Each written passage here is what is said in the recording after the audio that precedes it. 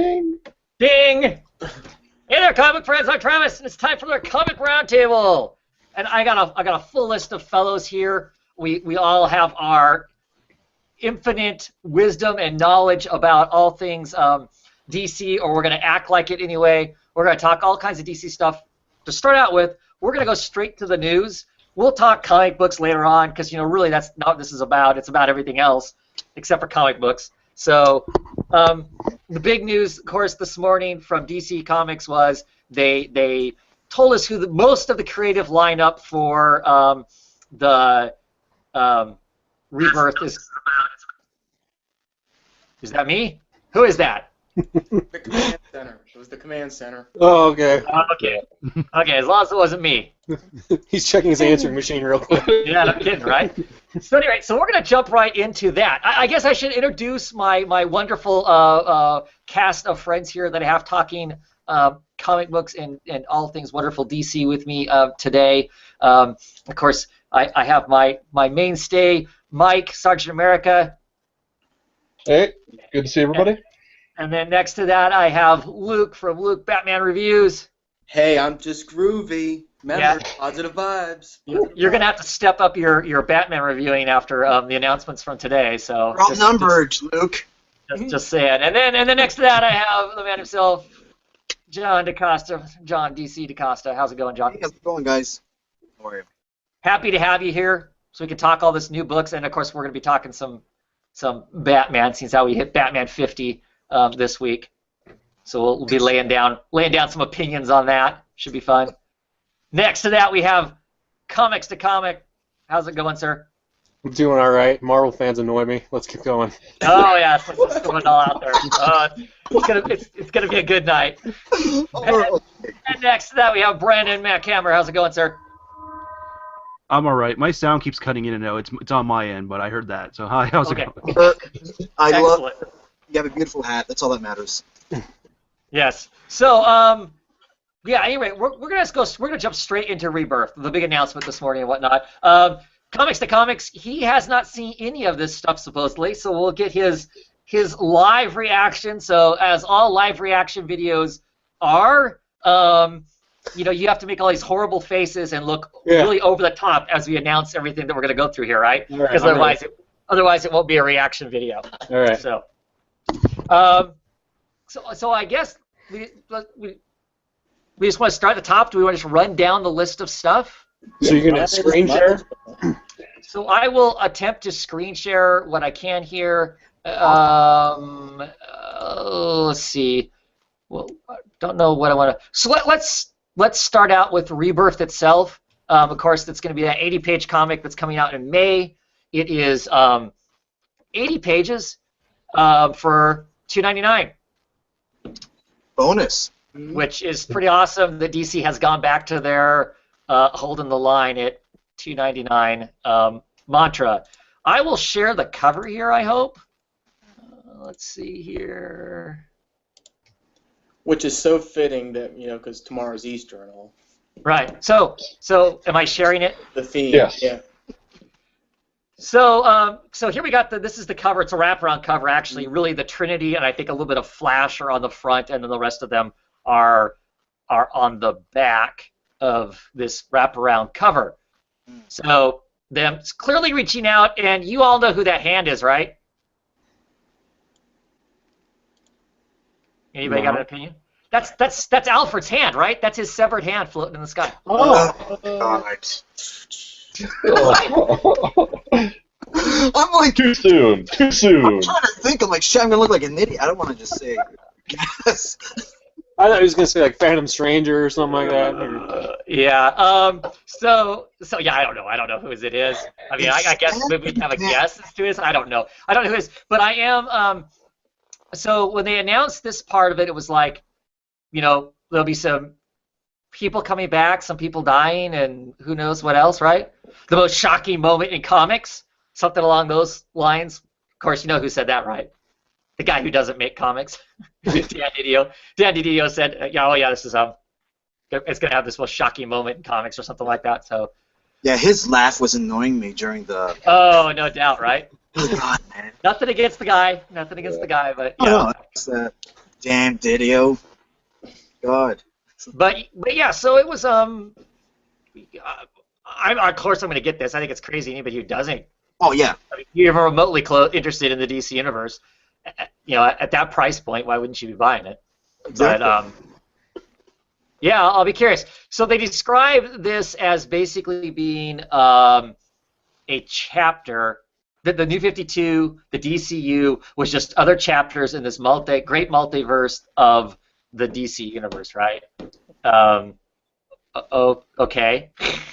So we'll see what that really means. I mean, because I think you could take that a couple different ways.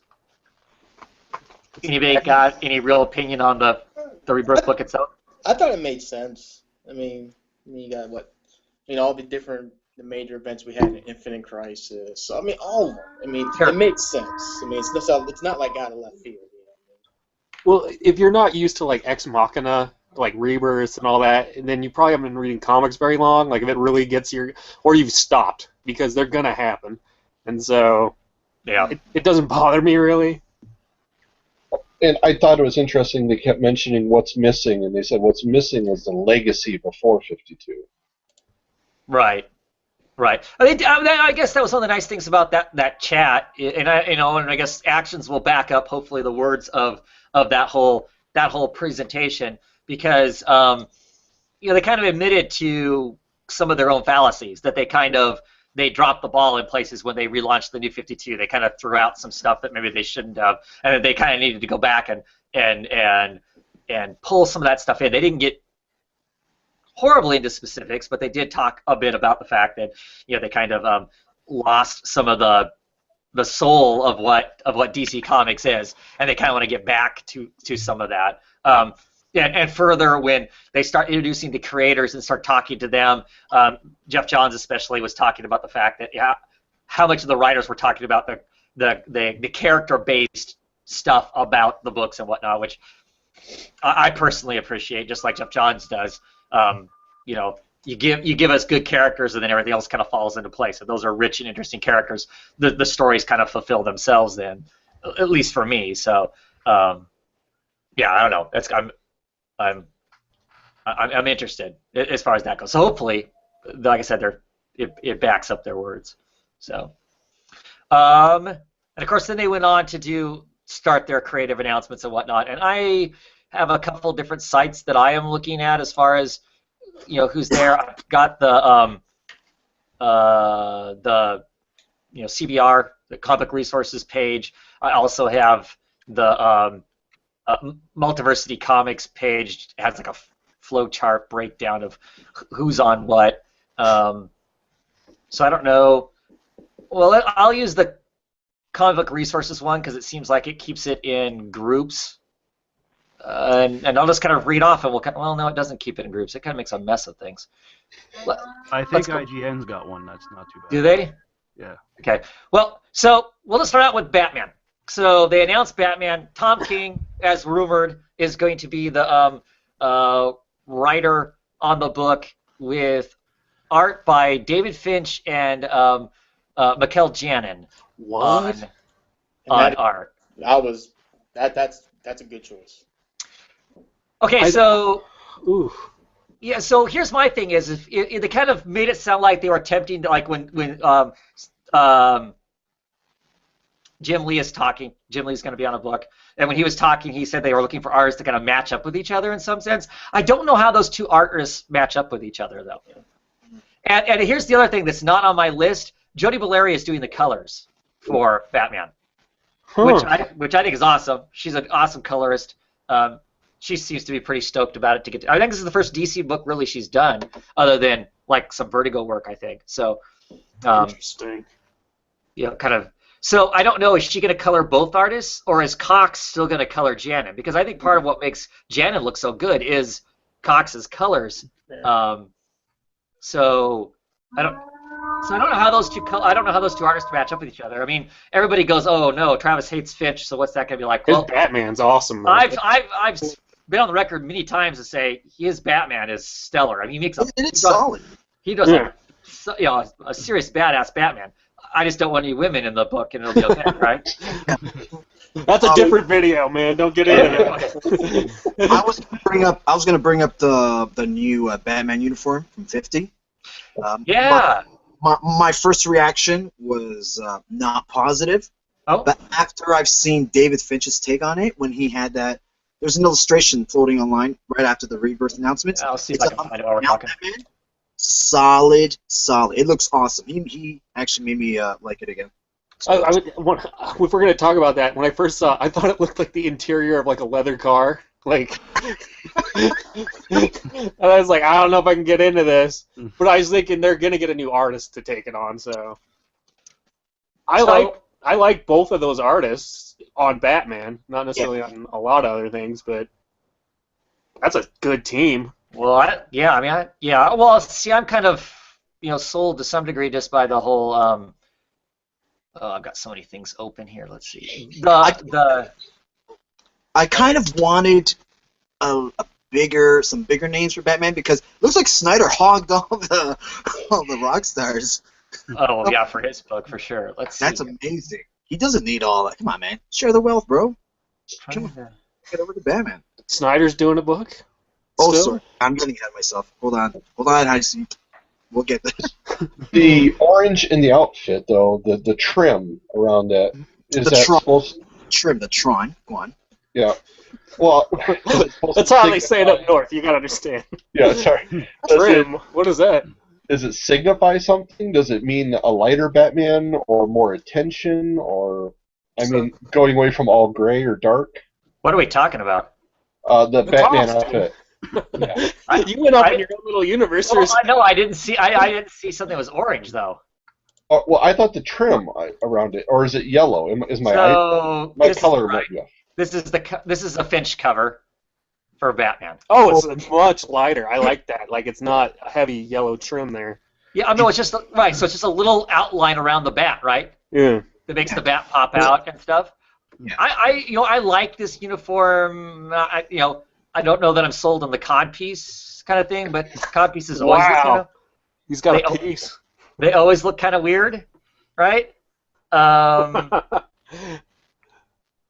But yeah, I'm curious about who these people are in the background on this cover, though. They're the new Robins. Knight and Squire? I don't know. Who's that? Well, yeah, are they? I mean, there's a plane flying. Are they Blackhawks? I mean, And I don't there's know. Great. And then there's the guy from We Are Robins. Yeah, Duke. Yeah, Duke. Yeah. Dirty Duke. And it looks like Gordon's kind of back to normal. Yeah, drew his stash back. That happened almost like. Is he still going to be jacked, though? Is he still going to be cut? Yeah, he's smoking again. He's going to be roiding still? I don't think so.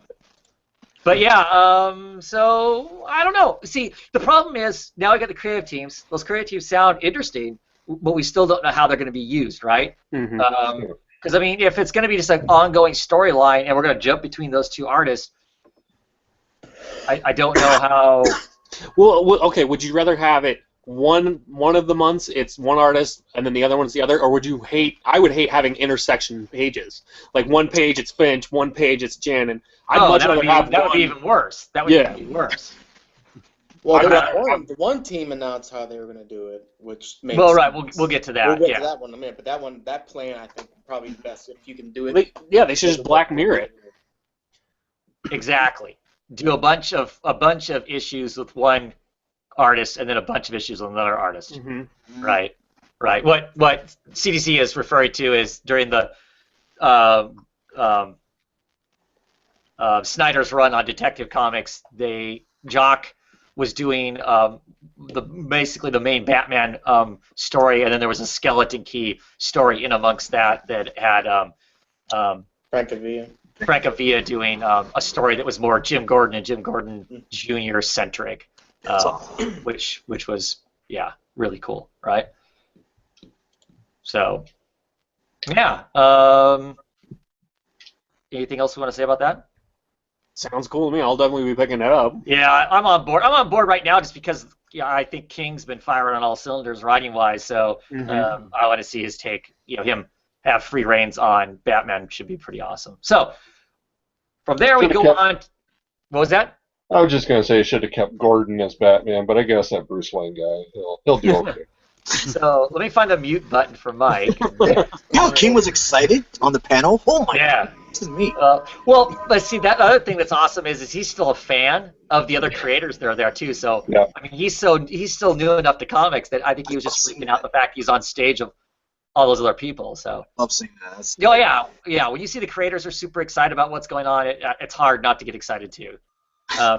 So the next book is Detective Comics, going back to its original number. So what? It's going to be like 930 something is what it's going to be when it pops back. Before we go, I say CDC. Can you take a guess? Just guess. Who do you think it is? He's already starting. Why would are we going good or bad? Oh, it's amazing. No, amazing. it's not amazing. Charles Soule somehow miraculously came back. No, that dude's got a contract. Charles Soule the Fourth. Yeah, Charles. Oh, no.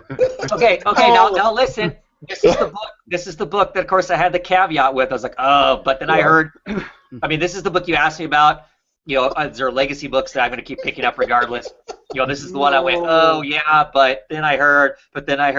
So I'm back to being excited about the book. So James Tynion the fourth as we call him here because we don't know how to say his last name. He's going to be writing. The art's going to be Eddie Burrows and Alvaro Martinez are doing art. I don't know how familiar I'm with Martinez, but I love Burrows' work. He's doing Martian Manhunter right now. But I don't know if I can find. The way you keep freezing on my end is hilarious, by the way. I just gotta add. Is it? Awesome. Yeah. So, the description of the book basically is it is Batman boot camp. Batman and Batwoman are teaching the youngins how to be heroes. I don't know. Yeah. Sounds interesting, but something tells me there'll be one really good issue, and then 9 really bad ones, and then one really good issue. Well, okay, so how much of Batman Eternal has Tynion been on? I And you guys all seem to be digging that. Big question. Yeah, that's right. There's the art, by the way. Yeah, but he's got a team with him. I don't know. The only thing that drags this book down is, of course, Drake. No. Drake. That's the only thing that's And he's in a Robin costume, man. That's cool. That has me actually interested. He's old school Robin. What's going on there? I don't know. Look. I'm gonna probably pick it up at first, but it's already on thin ice. Like it's got spoiler in it. It's got Batwoman in it. It's got the new version Clayface.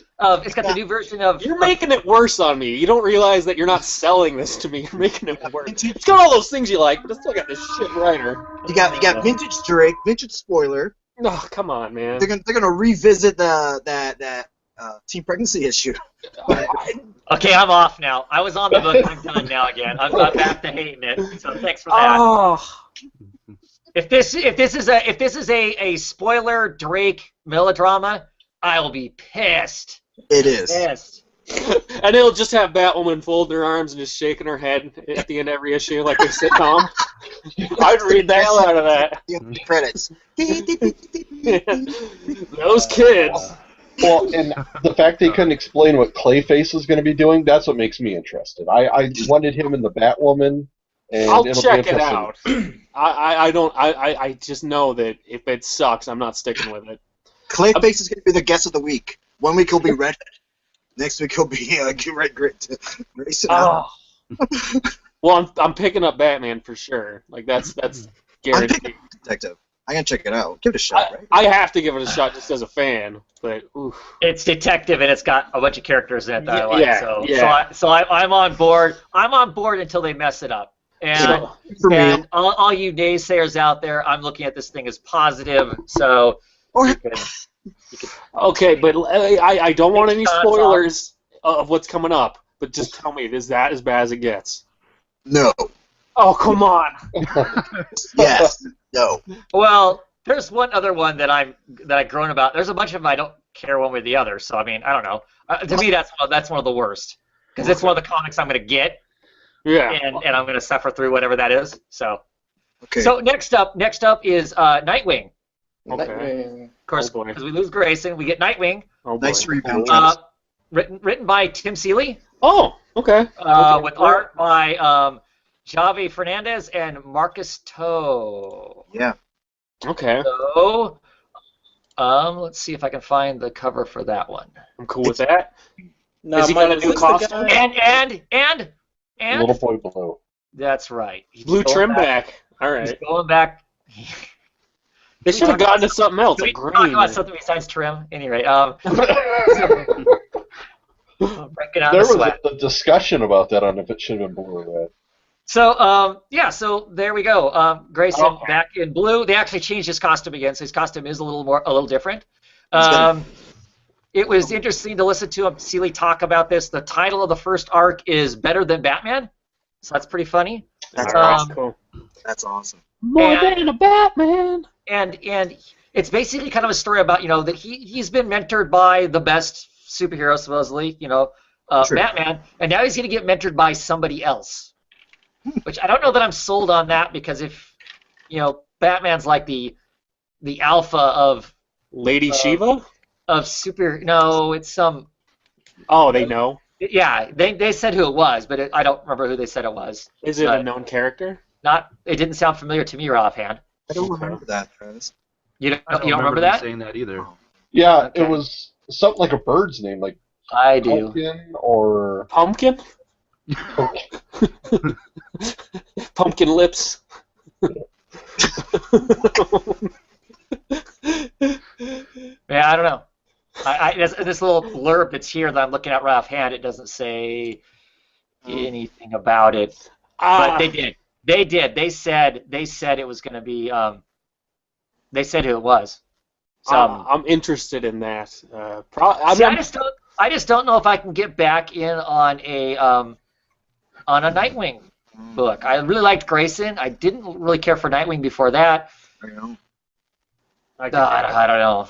Give it a shot. Wait, if you're able to read Tynion or Tinian or whatever, and come on. But that's Detective Comics, though. But This it's is Nightwing. This is lame Nightwing. What? Nightwing. Go back and look at the 52 run of Nightwing.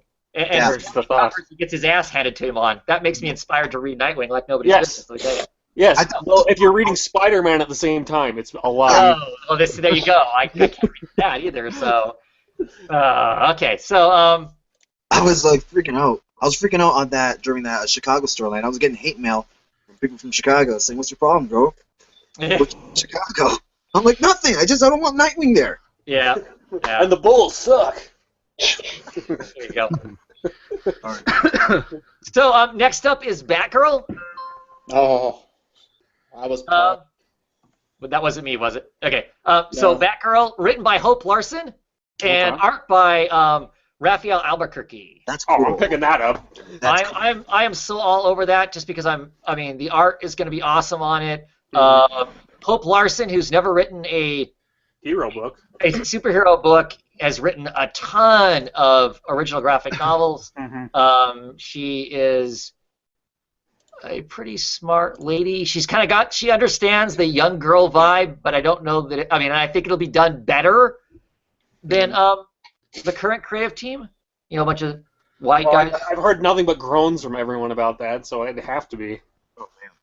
Did anyone So- else choke on irony when they announced it also was Albuquerque? Yeah, it's pretty funny with all the controversy around the cover that he I did. didn't even think of that. Yeah, I did. I immediately did. So, So did all those Albuquerque fans that were defending him start changing their avatars to that, to defend him more? Yeah. I don't think so, but Oh, okay. so basically, she's leaving Burnside. She's going to grow up a little more. She realizes she needs to adult a little more.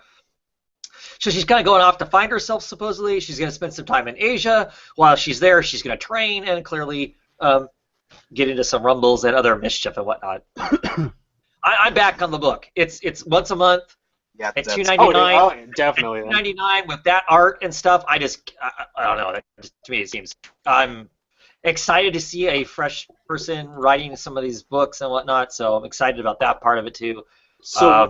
So would you say that a long time ago they should have taken a left at Albuquerque? Yes, they should have. The biggest thing for me on that book is it has to convince me that it's more like the Barbara Gordon I'm used to. Because that was my issue with the last run. It just didn't feel like Barbara Gordon to me at all. Yeah. I'm thinking we're gonna get a mix of this. Mhm. We're gonna go back to some degree to I don't think so. You don't think so? I see. I think we're gonna keep the fresh faced Barbara Gordon, the younger kind of Yeah. Barbara Gordon. But I think we're also gonna have a more responsible Barbara Gordon. Yeah. Because I mean that's one of the things to me that was weird about this latest incarnation of Barbara. She seemed rather irresponsible lots of times. So I think I think it'll push back towards that more. I'm excited for it. I agree. And if we get that, then I will have no problem with that book. I'll be picking that up too. Yeah. For sure. So, yeah. I'm excited. That's one of the ones I was pretty stoked when they announced that. Matter of fact, when I was watching the video, when I saw her walk on the stage, I was like, I already knew who that was, and I'm like, oh, yay. So She's like, here's your water, sir, and then I'm just kidding. Yep. So next up is going to be Batgirl and the Birds of Prey. It is written by Julie and Shauna Benson, and art by Claire Rowe. Now, Julie and Shauna Benson are lead writers on the TV show The 100, which I have to admit I do not watch. I hear it's full of strong women and whatnot, and I think that's one of the reasons why these ladies were pulled in to write the book. I know the covers and the costume designs, the new costume designs, Batgirl's hasn't been redesigned, but the other people who are on it have been redesigned. Were redesigned by Yanni Paquette. Thank you. Who's gonna be on the Birds of Prey? Huntress. Black Canary. Black Canary, and clearly Batgirl. Let me find the cover image at least. There's actually a bunch of cool art. This is just one of the pictures. While I show this, I'll. Uh-oh. Oh no. Who's getting that book for sure? Birds of Prey. I'm gonna check it out for sure. I don't like this so far because I'm wanting to check out just about everything except for Detective. I'm a little apprehensive. Honestly, the two Bensons, when they were talking on their announcement, they didn't really sell it to me at all. I wasn't really feeling that book. Me too. Yeah. No. So I'll probably have to go back and watch that because it sounds like it changed your mind on some things. Like Batgirl, I'm in. Like that one sounded way more interesting than the Birds of Prey one. I'm just fascinated that tying in Tini and whatever didn't turn everyone off. It sounds like it's a pretty good sell then. I don't The know, Batwoman factor is too strong for me. I it's a need pretty to. heavy-duty nepotism already on Detective. That's wow. Yeah. That's a big deal. I think so. Is someone gonna oil Travis real quick or? It did, Mark. Are we even still live, even though Travis Yeah. is... Yeah, and he's got Because that would be awkward. No, And he mentioned if he had trouble, he's going to go back to his other computer. Okay, so has anyone else got the list up? Well, so far, you want to just go ahead and since I think the Bat Family one, the only thing that was left was the big one, right? yeah. You think All right. All-Star Batman? Yeah. All-Star Batman. Yes. Okay. That's the Snyder book. Okay. Now brace yourself. Okay. Okay, I went like this. I remember when I tweeted, I was like, I saw who he came with. I was like, no. Then I saw the list on the cover. I was like, yeah. I saw Snyder walk on the stage with John Romita Jr. I went, What? I was like, Travis, we had this conversation before, and Travis was like, oh yeah, I watched John Romita Jr. take over. See, he's giving me that look. Oh no, it's his thumb. Watch John Romita Jr. take over, do Batman, because he did Superman. And I was like, Buzz, he's probably right. It's gonna happen. And John, J.R.J.R. with his orange grotesque tan comes on the stage with Snyder. And then he starts announcing, "Take it away, Luke." It was he has like a jock, Sean Murphy. John Murphy. Oh. Pope. Yeah. Tula Lotte. Yeah. What? It's just literally like there's a big all stars, like the name. So is this going to be its own thing, like own universe and all that, or is it going to be tied into the rest of the stuff? Do you think? He said it's gonna be within continuity. He actually described it like Shadow of the Bat. Okay, villain, that would be cool. villain focused, but also ran alongside the main titles and stuff. Hey, he's back. I'm back. We're good. We behaved. We were good. Dang it. They're telling me about All Star. So Go ahead, Travis. Okay. Let me just a second here to. Sorry about that. That was interesting to say the least. it was beautiful where I was. He went to a different dimension. All my other pages are starting up. So what were we talking about? They're Also- telling me that Reaction. superstar team that Snyder just gets to have, and I think that's going to be, from what it sounds like, it's going to be like he's going to have like Justice League level of control over it too. Which will be awesome. Yeah. Right? They announced some people initially, but it sounds like there's actually even a bigger list than what they talked about. Like, because you see the ads for it and stuff, they've got like Paul Pope. Tula Latoy, Paul Pope, just a whole, pretty amazing list of. Travis, did you get nervous when he walked up on stage with John Romita Jr.? Yes. That's the least. That was the first I was the least excited about. I mean, I can see some potential interesting stories with the guy.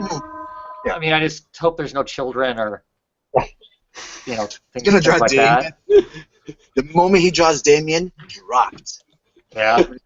The one thing that I'm really excited about is he said he's going to focus on different villains, which is kind of what I wanted this Batman run to be, because I've talked before, I'm kind of in Joker burnout. The other thing is, I hope he cuts it down to smaller story arcs. I don't want huge epics. Small story arcs with classic villains, and I'm set. I'm good. What was the one This is that? gonna be. I don't think it's gonna be like a long. I think this literally is just like a stopgap because when Capullo's done doing his thing with the douche that is Millar, he's coming back with Robert Gray. So they're gonna do something else. I really think this is just a stopgap, really, until Greg gets done. First arc is Two-Face. That's interesting. I missed Nice. Right, and how they were describing it was really cool. I forget how exactly they were. a road trip around the world. Right. Yeah. He's gonna drag Two-Face around the world, basically. Yeah. So is it just the three of them? What's... Yes. Oh, The Birds of Prey stuff. Okay. And the interesting thing is, I'm sure it's going to be up in arms. I've already seen some hostile stuff come up about it. Barbara Gordon used to be Oracle. She's not Oracle anymore, clearly. Somebody shows up as Oracle. It's not her. She's pissed about it, and she has to gather up her friends to do it. That sacred cow that everyone has was brought up, I'm sure. Yeah, well, all the people who have now bought into Frankie being Oracle are now going to be upset that a woman of color who's also has a disability is now been removed from the DCU. So, of course, there'll be the upsetness over all of that, right? So, be careful with that talk. You'll get attacked on Twitter. Well, whatever, I'm trying to get. It's not loading right now. It's being ornery, but there is some other designs in there because the designs of the costumes I think look really cool. I really like the new Huntress and Huntress looked awesome. And with Black Canary, they've gave her back her stockings, but they kind of kept some of the rock and roll in there and stuff. I think she looks pretty cool too. That's another book I for sure will be getting. It's one of those books that anytime it starts out new again, I buy it until somebody makes such a mess of it, like this last time in the 52. It's always a pickup until they mess it up, kind of a thing. I was saying when you were gone that the two Bensons, when they were talking about it on the panel, they honestly didn't really sell that book to me at all. I honestly don't really have any sort of interest in that book right now. Really? I think the Batgirl solo book is the one I'm interested in way more than the Birds of Prey one. Yeah, I mean, I don't. You're right. I don't know that they did a very good job of selling it. I guess I'm excited about it just by dint of what it is. I guess, and the people who are going to be on it. I don't need them there. I guess to pitch it for me. Hopefully, once I see solicitations for it and whatnot, I'll be excited about it. I mean, it's all new to them, I think, and so I'm sure they're not used to sitting there and having to pitch a that might be one where I'm going to have some of you guys guinea pig it and be like, you test it for me before I go. And I'm kind of surprised because I thought that would be a book that you'd be immediately be on board with. Nah. Yeah, okay, cool. Okay, so you guys talk All-Star Batman. I'm having problems finding images of some of this stuff, so I apologize for that, not being able to bring up stuff quick enough to actually look at some of the. Let's see here. Actually. Sorry, guys. So what's the tally? I'm on 1, 2, 3, 4, 5 books for sure. 1, 2, 3, 4, 5 for me. Yeah, that's bad. At a 6. See, I'm already broke. Okay, so how many of them are double shippers? Batman, Detective Comics, Nightwing, All-Star are double shippers. Okay. And I'm on 4. I'm not into Nightwing either. I'm not gonna get Nightwing. Okay.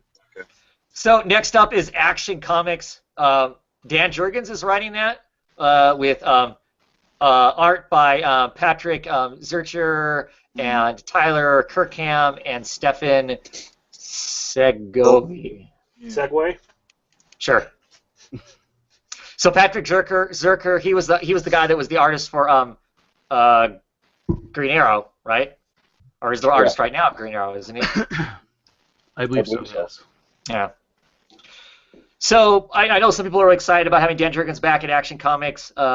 He's written some of the landmark stories of Superman. So I'm not interested. I'm not that big of a Superman thing. So there has to be something going on in particular about Superman that makes me excited about Superman. And of course, that book's going to be double shipped, and it's going back to its classic numbering also. Yeah. So it will hit 1,000 before anything else hits 1,000. I have no interest in that.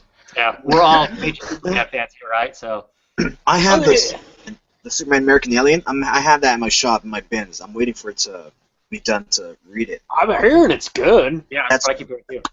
That's why he's been putting aside for me.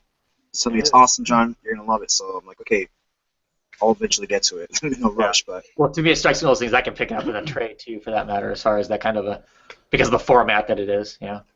So. I don't really have any pictures of that I'm even going to attempt to show because my computer will be dumb on me again. So then there is the Superman, and I see that the Superman is hyphenated. So, and it is written by Jean Lu Yang and art by Victor Bogdanovic. Oh. Yeah, Yang's the guy who's writing, I think, Superman now. And Bogdanovich is the artist from Arkham Knight. Okay. And it is basically is a new person being Superman in China. He's Chinese, in Shanghai, and he has been given the powers of Superman. And so what does that all mean? The uniform and stuff looks cool. The suit they've got, because it's got a bunch of Chinese symbology on it and stuff. I'm curious about that book. Yeah. Just as a new take on Superman of Asian descent, clearly written by somebody of Asian descent. So we would hope that at least that part of it is going to be handled decently. So I'm curious about that one. I don't know if I'll. Well, at $2.99, I will probably end up picking up the first issue just to see what the heck it really is about.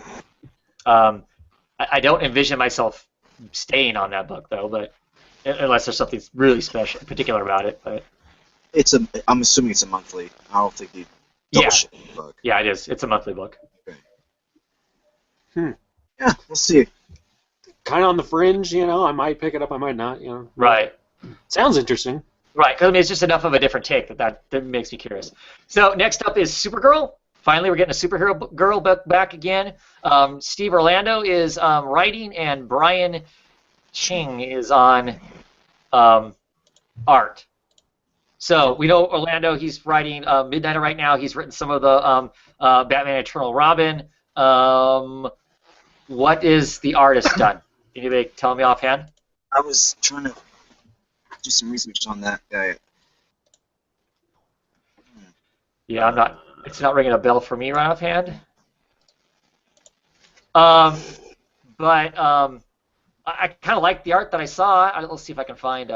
Is he the cover artist from the sample they provided? I think so. That and he's also because it was awesome. The cover looked amazing. yeah. He's like a portrait artist. No, his. Let's see. Here we go. Okay. No, that's not a good picture. Let's see. I'm trying to find something that'll show.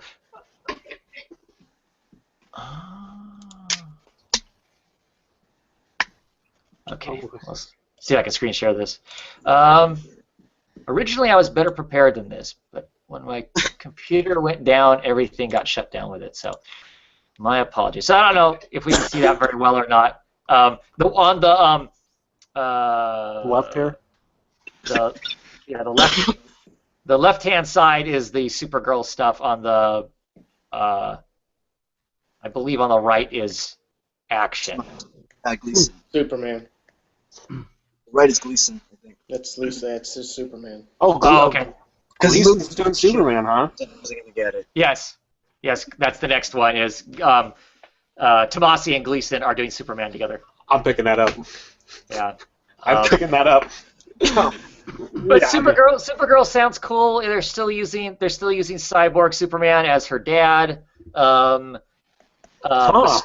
of the main story is, of course, the difference between Superman and Supergirl is Supergirl comes to Earth as a teen. She has history with Krypton, and so she's not like, she has it a little harder than Superman does, trying to relate with Earth and all the Earth stuff. And, there's always the question of whether or not it would be nice if she could figure out how to go back and make Krypton whole again. Would she do that and all that kind of stuff? And with Cyborg Superman being dad, of course he's evil, but he wants to help his daughter out, so he tries. And, of course, his version of helping her out is probably going to be all jacked up because of some of that plot sounds like the last Supergirl run that was out. I was going to say. So I'm kind of like, okay, I don't know. We kind of read this before, but I'm hoping. I mean, I'll always check out Supergirl. But... Yeah, and it's a monthly book, so it's not, serious cash flow commitment as far as that goes. But yeah, I am curious about it. So the next up is Trinity, and this is the one that off air I was talking about the fact that we knew for sure I was going to get, and now I don't 100% know that I'm going to get it. Anyway, Trinity, it's written by Francis Manapul, and of course art by Francis Manapul and Clay Mann. That's the problem right there. Clay Mann is the artist that just got signed for an exclusive with DC.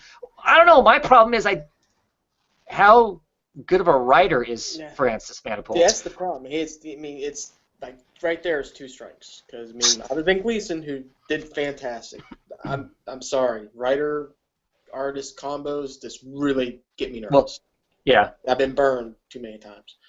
Two, the dude can't finish the story. Starts great. Well, I don't know. Is it him? I don't know if it's him or if it's Buccellato. I never know when the two of them together. This is the first Francis Manapul stuff by himself I've seen him do. So I don't know. That's my problem is that the story never completes itself. At least that's how I. But it's the Trinity. I mean, to me, that's like. Yeah, of course, but. So I don't know. What do you guys think? I'm good. Is it a double, Travis? I believe it is double shipped. No, it's not. It's monthly. Oh, is it monthly? Okay, Yeah. there you go. It's monthly. I'll check it out. That way I can tolerate it. See, I'm on the same boat. If it was double shipped, I would be probably off because of that creative team. But if it's monthly, I'm going to try it.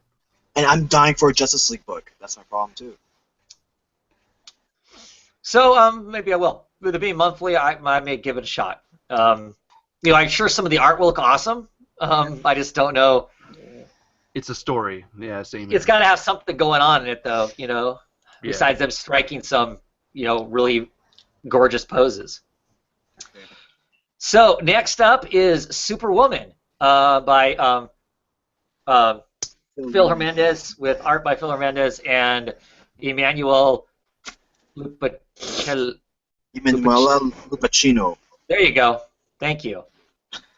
So what do we think? We don't know anything about this character at all. Well, did they give you anything? No. That was one of the ones that the creators weren't there. They just kind of threw it out there. I'm sold on some because of the writer, artist. I like him. I like his ideals all the time. He's very pro Wonder Woman, so I like his kind of.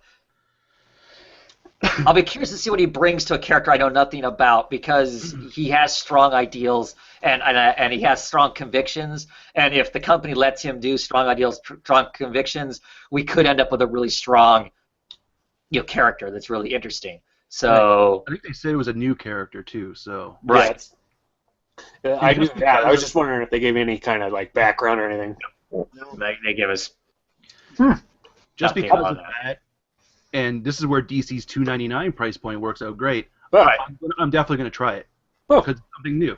Right. That's how I feel so far. Nothing's out of the question. To be honest, nothing I've heard that so far is oh no, I would never touch that. If it's good, I might check it out. Right. So then we did talk briefly about Superman. Superman is going to be written by Peter Tomasi and Patrick Gleason, with art by Patrick Gleason and Doug Mackey. I'm not a big fan of Doug. Really? No, never have been. Is that the Green Lantern thing, or? No, I just think he's really generic. I mean, I don't know. There's just something about his stuff that's it's okay. I mean, it doesn't turn me off, but nothing about that excites me either. But I like the team of Tomasi and Gleason. I think I might have to check that out. I've always time and time again tried to get into Superman because I always feel I trash him unnecessarily. I mean, without Superman, we wouldn't get a lot of the stuff we like. Right. Right. And so I always wanted to try and get into that character, but I just can't do it. Yeah. It's almost impossible now. I mean, I already said why. It's just you gotta be invested in the Superman lineup. Well, hopefully with this new stuff coming out, that's not going to be the case. Hopefully these books aren't so interwoven amongst each other that if they start out right away, I don't see how they can do it with all these books. They're double shipping. I don't see how they can start weaving them into each other too much, or it's going to quickly be a train wreck. That's a good point. If an event occurs with these double shippings, that could be disastrous. If there are books in it that you don't read, right, that would suck. Yeah. Now I think we go back to No Man's Land and stuff. Were they double shipping at that time? It depended. I'm trying to think. I picked all those up. I don't know. I wasn't getting books in that era, so I don't know. Julie, I gladly bought them. So. Right. Well, that's just it. I mean, this is kind of, to some degree, this is kind of like putting our money where our mouth is when we get good books and we go, oh my God, I'd love it if this came out, all the time. Well, they're going to double down, and some of these books they're going to put out all the time. I just hope we love them, right?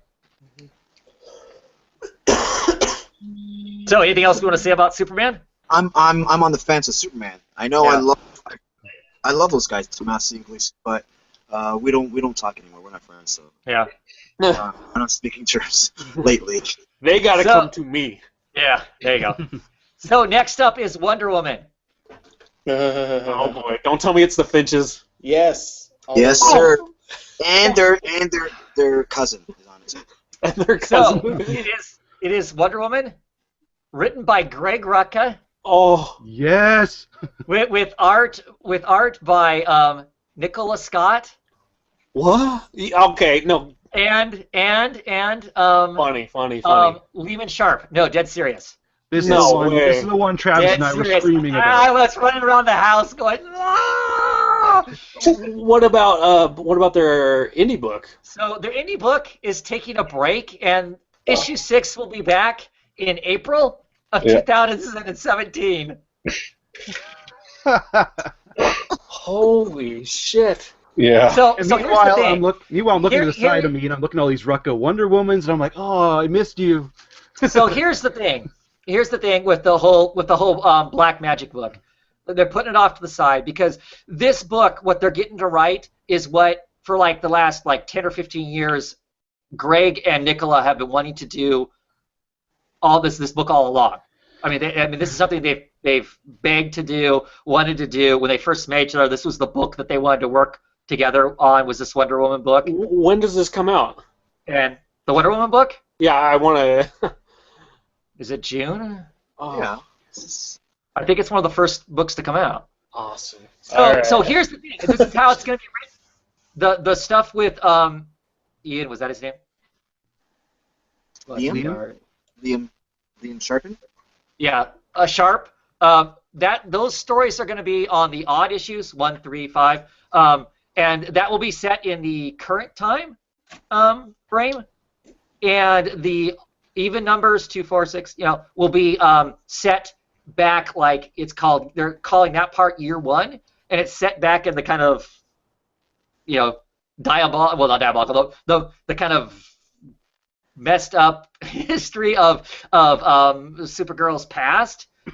So they're telling these two different stories that will be intertwined, as it goes along. She's looking for some sort of mystery. There's something that happened in her past that's affecting the present, and so you have these two stories going on. And I tell you, I don't know. I'm not familiar with Sharp at all. Are you guys familiar with his art? Have you seen stuff with his? Just his sample art that's come up now, and it's awesome. It's awesome. He's like a refined, I don't know, Conan the Barbarian type artist. I mean, he's that whole fantasy, the really heavy inking to make lots of detail, detail and architecture and stuff. It just looks freaking awesome. I still think you guys are fucking with me. No, swear to God. Okay, so here, hold on a second. And we get rid of that stupid costume and we go back to a more good costume. Oh, yeah, no, come on. No, it's true. It's true. We're dead serious. Oh, my. So here I am sharing the thing, and let's see. Wonder Woman is right there. See it? Oh, Greg my. Rucka, Lehman Sharp, and Nicola Scott. So Wonder Woman has been like this really weird Oreo. Like the middle part is shit, but on the two sides of the cookie are great. Yes. Exactly. Yeah, I am just super stoked. I mean, that made my morning. After that, like I said, all I heard was, the music that's played after Awesome Sex, and the rest of the announcements I was in love with. It didn't matter what it was.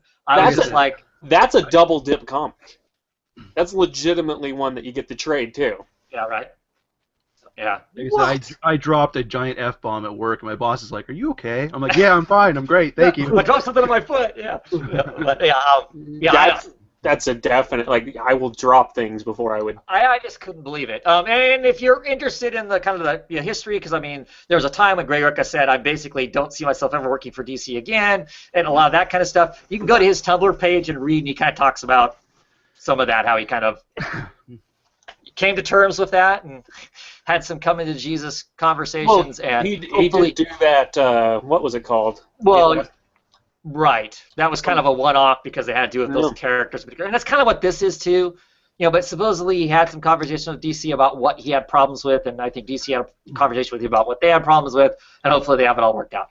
Anyway, I'm super excited for that. There's no way in hell I'm not getting that book, even if I wouldn't get anything else of the Rebirth. That I'm so all over. That's the one I'm getting. Yeah. Anyway, so Justice League, written by Brian Hitch with art by Tony Daniels and Fernando Arcine. Arcine? Okay. It was Tony Daniels at the panel. At the panel, he talked about how hard he was working. Basically, the pages they showed look pretty awesome, though. They're very detailed. It's like he moved back, I think, closer to the style that he was working in before he became a writer/artist.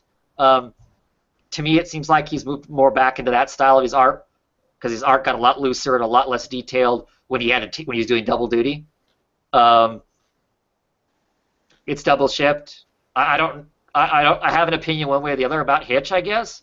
I haven't been reading his Justice League of America, so I don't know to be excited about that or not.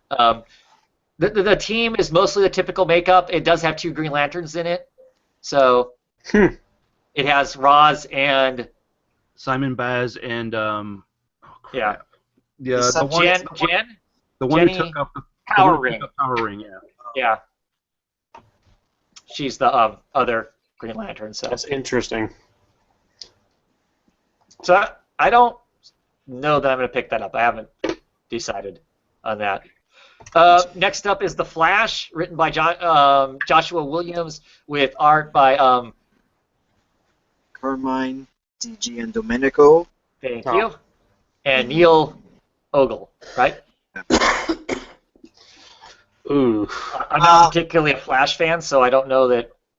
I am a Flash fan, but that's going to be like, if my list is small enough, I might throw it on there. I doubt it will be. I didn't like their pitch. That was the only pitch that was kind of like... So the pitch, right? The pitch is a speed storm has appeared. It's striking the town, and people are being hit by it and turned into speedsters. So there's like 20 speedsters in town, and the Flash is going to teach them how to be the Flash or something along those lines. Some want to be heroes, yay. Some just want to live their normal lives. They wish they didn't have the powers and they just want to hide. And some of them are villains, of course, and one of them is a psychotic killer. Named Godspeed. Godspeed. Or they could just name him Cringe. Yes, exactly. That's why I was like, ooh, that's terrible. Well, yeah, I'm assuming that if you are a Flash fan, that's going to be exciting. For me, it's... No, that's the problem. I mean, towards the end of before the New 52, one of the big problems I started having with Flash was there was too many speedsters. Mm-hmm. It got to the point where you were just like, everyone, like, why do you even need Wally or Barry? Like both. It just got too much. And it's weird that they're kind of playing into that now again. Do you think they'll do that because that's what would be challenging to a speedsters, to have more speedsters? I guess, but I liked Wally as the character, not because he was a speedster. Right. It got oversaturated. Yeah. Well, and I wonder if they're going to do the idea of hunting down other speedsters to build one. You steal in and you get more of the speed force. So. Like a Highlander type situation? Yeah. There can be only one. Yeah. That's what season 2 of The Flash is kind of about. So. Oh, okay. I'm not watching the show, so. Then next up is Hal Jordan and the Green Lantern Corps, written by Robert Naditi, with art by Ethan Van Schreiber, of course, and Raphael Sandoval. Come on. Come on. Take it in a new direction. Give it to someone else. As far as art? Writing. And writing, too. Oh, yeah. So, I mean, they all seem to be pretty excited themselves over that. It doesn't interest me at all. It's got Hal Jordan's name in it, so it pretty much takes me out of the mix. Bring it on! So, and then next is Green Lanterns, written by Sam Humphries. I'm more interested in. Some of us are liking him because, right, isn't he the one that's writing Weird World? Mm-hmm. With art by Robinson Roca and Andre. Oh, there it is. Yeah. Andre Sapp. Ardeen. Yeah. I don't know. If there's one thing I've learned from this experience, Travis, never be a substitute teacher. No. Show it. Calling roll. That's right. You kid with the funny glasses. You kid with the... Yeah. I'm interested in that, and it sounds like Hal's not going to be involved in that. No, it's the 2 new lanterns protecting Earth's sector. Yeah. So it's once again art. Right. And the ultimate threat, right, is going to be the Red Lanterns. Oh, I'm picking that up. The Red Lanterns have decided that, for whatever reason, the Earth is vital to their existence and their struggle for power, and humans are just kind of in the way. So, well, they were in charge of that sector. Towards the end of Red Lanterns, they became in charge of that sector, and it makes sense with as angry as everybody is on the internet that the Red Lanterns would be the people in charge, right? Are people mad? Have you been on the internet? No, so I could do this. I didn't check. No, I mean in general. Not just about this, I mean in general. I'm just saying. I liked the Red Lanterns. Screw you guys. The Red Lanterns are cool. I don't have a problem with that. I mean, I'm somewhat interested in that just because it's new. Those lanterns are new enough that I might be interested because I'm going to learn along with them. So... I'm with CDC. I'm on Green Lanterns. Because I'm a big Red Lanterns fan as well, and I'm interested in the 2 new Green Lanterns. My only worry is if the Green Lantern books cross over. We just talked about. I don't. Yeah. That would be the huge issue. But I am going to be picking up the Green Lanterns to start out anyway. Yeah. I loved the Green Lantern before. Yeah. The Simon Baz arc, that was fantastic. Yeah. Well, I mean, so I think it's gonna be cool. I mean, that could be an interesting book. So I don't know. I'm thinking about it anyway. The Robert Venditti one. No, I have no interest in that. It's over. Is it a monthly? Doubt it. Double ship. Double shipped. Both books are double shipped. And the Hal Jordan Green Lantern one, if you like all the other Green Lanterns, they're there. Stewart's supposed to be there. Kyle Rayner. All of them are going to be in it. So I don't know. I just don't have any interest in a book that's got that many Green Lanterns in it too. To me, it seems redundant. Yeah. But so next up is Cyborg, written by John Semper. Yeah. And art by Will Conrad and Paul Peltier, I think. Peltier. Peltier. Okay. Okay. Sam Humphries comes from television animation. He wrote a good chunk of Spider-Man. He also did lion's share work on Static Shock, for instance. He is African American, right? An African American character. They've set Cyborg in Detroit, so you're going to have that cool. Kind of. I mean, they're dealing with the fact is that he's mining the whole idea of singularities and the fact that Cyborg's already living the singularity. Where's the human soul, the machine soul separate, or are they separate? Kind of a thing. It actually sounded really interesting. I mean, they talk some about music and about him as a character and some of that sort of stuff. And of course, they're also going to address the fact that he's also, besides being Cyborg and half machine, half man, he's also African American living in Detroit. So you have all the social issues that will go along with that, I'm sure too. I am curious about the book. It's one of those that I wished wasn't double shipping. If it wasn't double shipping, I would for sure be on it. Double shipping. I have to look at where I can fit it in at if I'm going to get it or not. Mm-hmm. Yeah. He actually sold it really, really well, but right. I've just never been a big fan of Cyborg. And again, the double ship hurts. Right. I mean, like in the Teen Titans, I dislike Gar the most. He's the character I don't care about the most. I'm starting to see a pattern. I know, but I'm also least interested in Green. I just freaking hate Green, right? But also. I was never really interested in the Vic stories either. I mean, they're my two least interested. I don't know why. It just is. I liked Vic on the Titans. Yeah. So, I liked him out of that friendship more. That's for sure. Right. I always look at Gar as kind of the Tim Drake of that team. Yeah, exactly. That's what I meant by pattern. Oh, okay. Totally agree with you. So going on from there, we have Aquaman.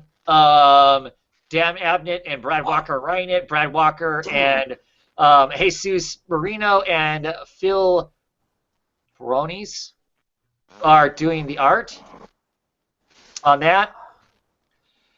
I'm in. I'm going to pick up Aquaman again. Yeah.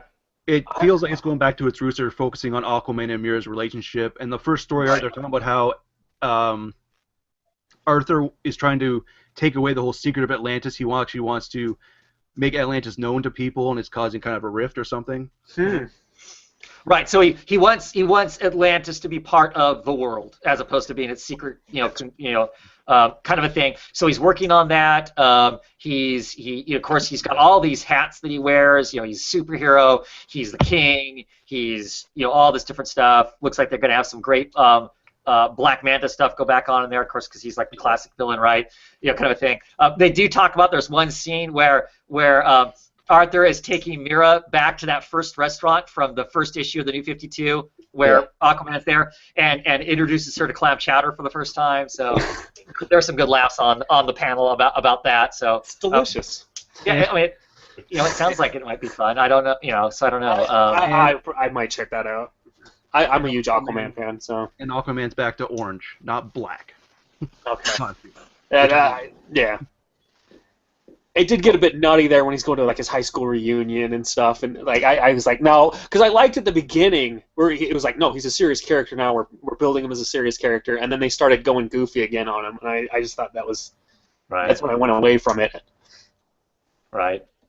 So yeah, for me, I know everybody thinks Aquaman's cool. For me, it's just fun to pick on him, so I won't be getting the book, I can't imagine. Not double shipped. It's one of those books that I would be marginally interested if it wasn't double shipped, but double shipped I won't be picking it up. Then also the Titans with the original So if Abnett's on, legacy he's writing. Dan Abnett is also writing Titans, and Brett Booth is on art. all right. It is a monthly book. I'm not a big Brett Booth fan, so I don't really see myself getting that. But it's got the original. It's got the original cast in it. Basically, it's got Nightwing and. Am I the only one reading Titan? It's the legacy. I take it back. It's the legacy character. So it doesn't have Starfire in it. It's got Aqua Lad, right? Garth. It's Garth. Mm-hmm. Wonder Girl. Donna Troy. Donna Troy. Mm-hmm. Yeah, I'm picking it up. I mean, it's a given if Donna Troy is in it. Yeah. I think they said it spawns out of Titan's Hunt, so it's Yeah, kind of well, a continuation. if I'm the only one reading it, then I guess I'll say this. Like right now, they're starting to realize that something took place a lot, like 5 years ago, because they're like, oh, we did all used to know each other, but we all of a sudden don't. And then they're looking at characters that have died, and they're like not Hawk Dove. They're like, I don't know you though. Like I don't know where you. It's been really good, so I'm excited for this. Yeah. Of course, Harley Quinn will still be around. Still written by Jimmy Pantalani and Amanda Conner. Amanda Conner has signed an exclusive now with DC, so she'll be around for a while. In that exclusive, she is a part of her contract. She's going to do 3 books that she's actually doing the art for. So I'll be curious to see what those 3 books are. Clearly, she's going to keep doing covers also for them. That she's signed on to be a cover artist for them, along with the writing. And art is by, of course, Chad Harding, who's been doing it all along, right? And John Timms. Is John Timms the other person who's been? Yeah. I mean, that'd have been idiotic to change He's like that book. Yeah. So nothing's changed there. It's just going to come out more often. Yeah, I mean that would have been And stupid. they pretty much said there's going to be more team ups, more this and more that. That they wanted their book named after Rebirth, but and whatever. So. It actually starts double shipping in August. Right. Right. Yeah, I mean, they're printing money with that comic right now. So is that a good thing, John? I don't know. Not really. Yeah. I know you like the book, but does it need? I mean, is it something that increases its quality if it comes out twice a month? I love collecting the book. Okay. There's a big difference like that. So I need to ask like Christina or whatnot, who's reading the book, whether or not that's a. It's okay, Travis. It's always been the same with me. A lot of issues are hit or miss. Sure. It's a great book to look at. It's twice as many books for you to get as far as that goes, right? So. Yeah, so. Okay, so Suicide Squad, for those of us who read Suicide Squad, written by Rob Williams, art by Jim Lee and Phil Tan. Yeah. Which this is another one that makes me curious because, of course, they talk about this marriage of art, having 2 artists with similar styles working on the same book together. And I'm not totally sold on the idea those 2 people's art are the same. Now, I have been to cons and I've seen some of Phil Tan's splash pages where he's just doing like a single character. And yes, then he's got the ripping muscles. It looks like that kind of a thing. But his sequential art does not look like Jim Lee's at all. I don't think. I don't think so either. Is that essentially going to be the same team and all that too? That's one of those books I hop on. Katana, Killer Croc, those are the Harley movie. Quinn, and Deadshot. Deadshot. They named somebody else too, didn't they? Boomerang. Flag, and Boomerang's going to be on it. So it's going to be like the film almost. Yeah. Yeah. I always hop on that and I always hop off. I've never stuck with that comic. I don't know why. Because it's not extra large enough for you. That's true. That is true. That is true. Maybe that. Thank you. That's why I came here tonight to find that out. I don't. Yeah. I mean, I'm enjoying Suicide Squad right now. Yeah. I don't know that I'm on Suicide Squad going forward. Yeah, I don't know. It's just. The one thing that sort of interests me is Rob Williams because he writes Martian Manhunter, and I love Unfollow that he's doing right now too. Yeah, same here. But again, it's double ships, and I don't think I'm going to be on it. Well, and here's my other thing. I'm not a huge Jim Lee fan. I mean, I'm not of the era of Jim Lee. I went back and read Hush, so I'm not like Clearly. Right. Right. I'm not. I mean, fine, whatever. But I just see the delays in that book being so horrific after the first month, because the first month he has to produce at least one book, right? So I don't know. I mean, you look how badly Superman Unchained was delayed when it was out. The last thing that Jim Lee really wrote a bunch on. One of the reasons that Justice League is as far out of whack as it is because the delays from Jim Lee. Right from the start. Yeah, but I was actually I didn't mind the beginning of Justice League. I was actually really impressed too. Yeah. The Jim Lee stuff. Sure. But I don't know. No, but I'm like you, Travis. I'm more of a nostalgia Jim Lee fan. Did you read his X-Men run? No. Oh, okay. Okay. I was wondering because I mean that was the shit. Well, right. Sure it was. Back when they were selling 1 million books, right? But... Yeah. Well, and with delays, at least we don't have to worry about double shipping then. There you go. Yeah, you're right. You're right. Oh, good point. So I'll be on it for a while at least, yeah. Good point. I'll be on it too. A double shipping Jim Lee book. That's a joke in itself, isn't it? Oh man, that is scary. Oh, okay. So next up, the other thing that's working in Suicide Squad's favor is I think it's in the last or second to last wave that's coming out. So at least Jim Lee has a little bit of time. Unless he started 2 years ago, I'm not that. Yeah, good point. I'm just saying. We're gonna get it April Fool's. Yeah, that is a good point. That is one book that they're shifting closer to the movie. The movie. Oh, is it? Okay. It really. Oh well, she's looking more and more like. Yeah. You know, she's looking more and more like dressing in the style of the movie version. Wednesday's issue is right. So as much as they say that they're the source material, that book is shifting a lot closer to the movie TV stuff. So still stoked for that movie to come out. Yeah, man. It's gonna be awesome. Captain Boomerang in a movie. Like I know that's not anything to anyone else, but there's characters in that I'm like, I never saw it. I'd see them on the screen. True. Yeah. 100% agree with you. So, let's see. Next up is Batman Beyond, which is markedly improved because it's McGinnis back as being Batman Beyond. With Dan Jurgens writing it and Bernard Chang on art. Bernard Chang's been doing the art in that book for a while, hasn't he? Yeah. So it's once a month. People interested in picking that up? Don't care? Are you getting that? Batman Beyond? Where is he? I'm not. What's that?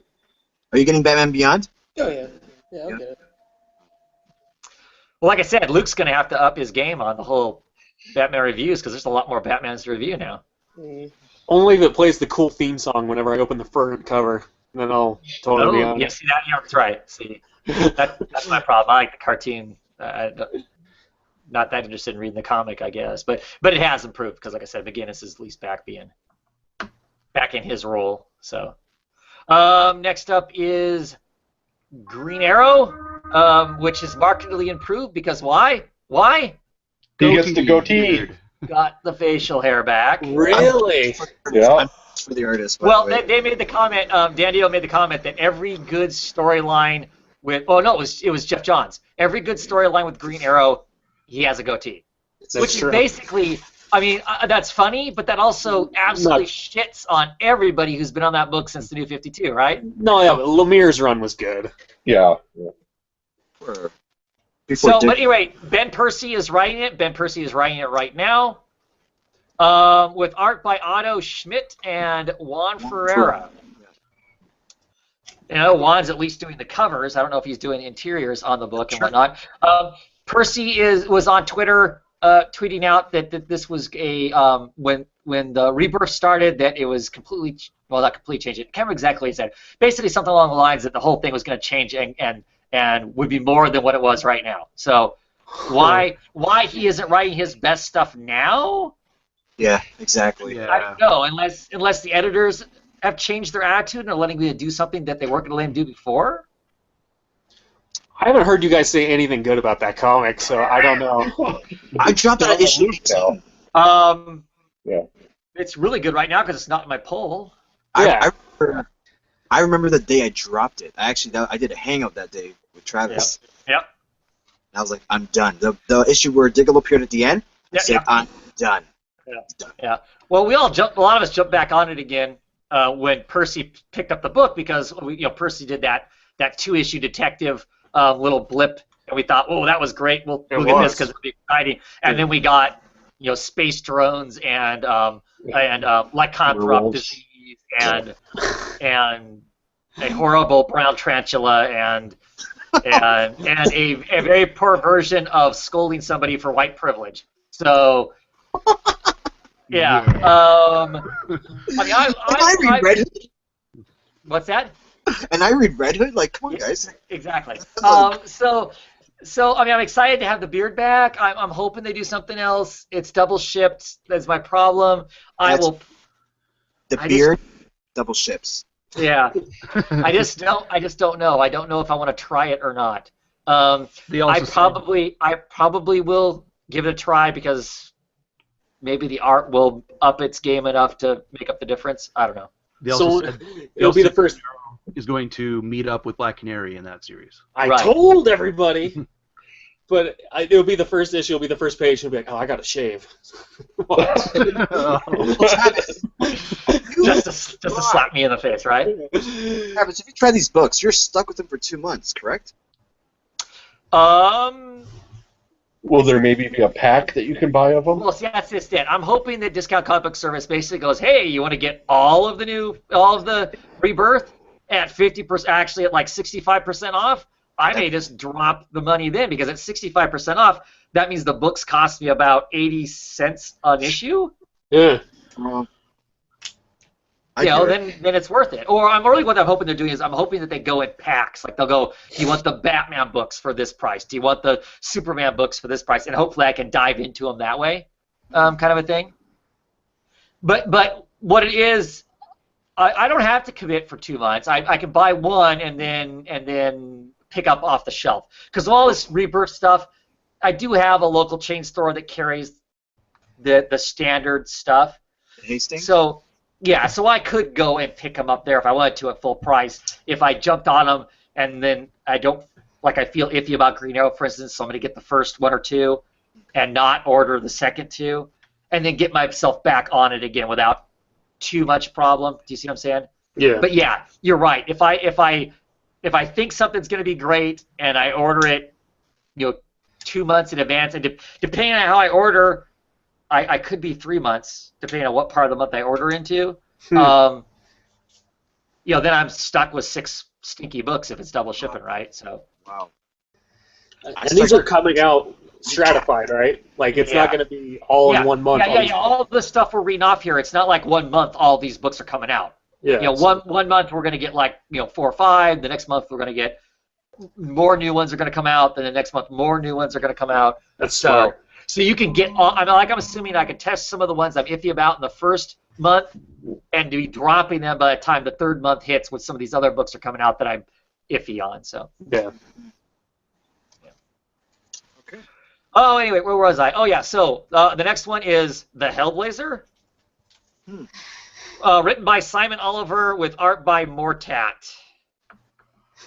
Yeah, in regards to that, I would have preferred less a tat, but I was just like, what planet is he from? Thank you. Well, see, Mortat was the artist on All-Star Western for probably 20 some odd issues, 2 years. I wasn't buying it for the art.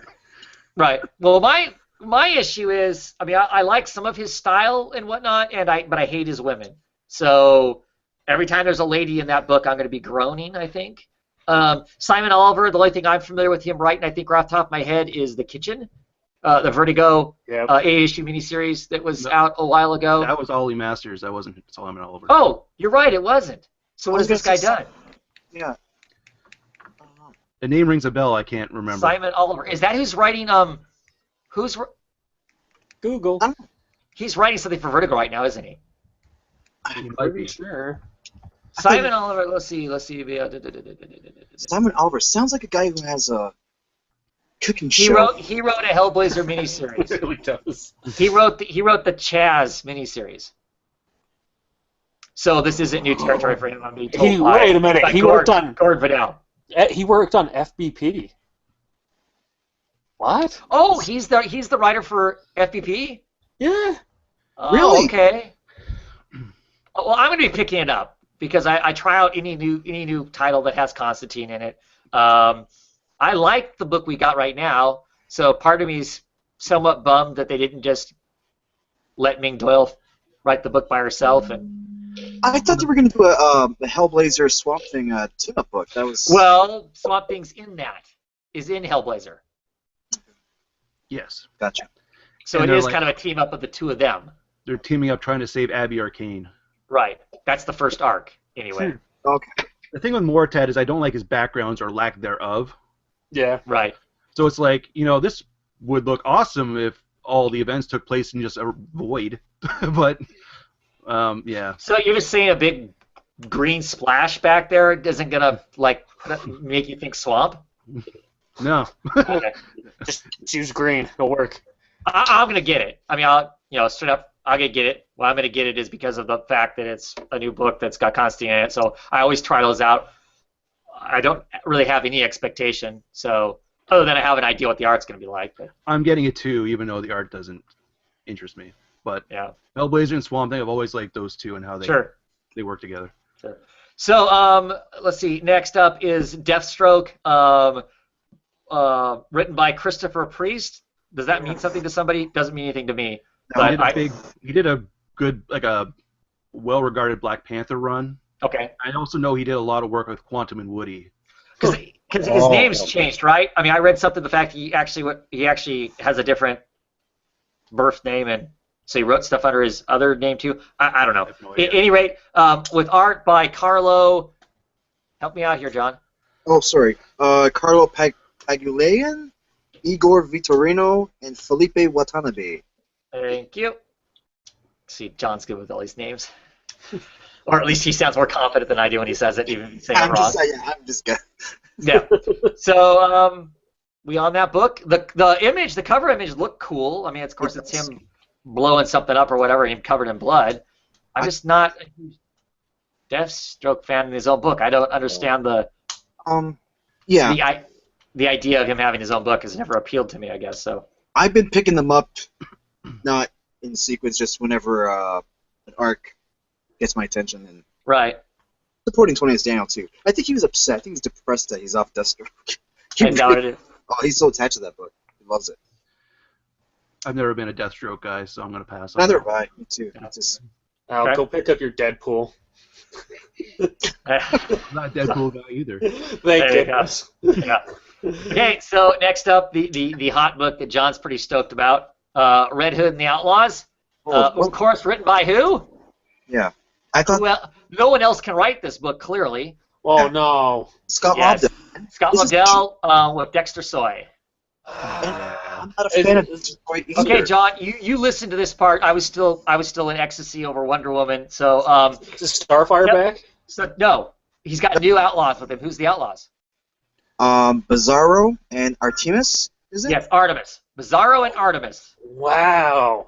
That's actually kind of interesting. That's exactly. That's the only. Right. Okay. So here's my thought. I mean, if they're gonna put those kind of characters in there, one, mystical, archer, kind of depending on what version of it they're using, and then Bizarro, who is a heavyweight. I mean, I don't think there's any argument. The guy's powers are anti-Superman's, but he's badass, right? Yes. I mean, unless he's on the book as a total goof, unless he's the Bizarro from the Bizarro mini. For sure. They better have them doing something interesting because Bizarro is a wrecking machine. Just think if that's a serious comic, though. Like, it's taking itself seriously and it's not being goofy. That'd be an interesting comic. Yeah. But it's not. You're right. You're right. It could be really interesting. Well, Lobdell has his moments. He does have his moments where you go, ooh, that was really interesting. The unfortunate thing is for me, it's hidden in this backdrop of stupid, Yeah. comic book equivalent of fart jokes. I guess. I don't know. I just. Yeah, I know. It is a monthly book, so I'm an idiot, and I will probably pick up the first couple issues. Oh boy. After saying all of that, because of the people who he's teamed up with. Yeah. Yeah, Blu-ray? I know. What I'm really hoping is we'll get the opening issue will be him and Artemis driving along talking about what a hot babe Bizarro is flying up in the sky, right? Because isn't that how the first issue of the New 52 started out? I just hope they have him crunch the Bizarro thing like they did when they made him a serious character.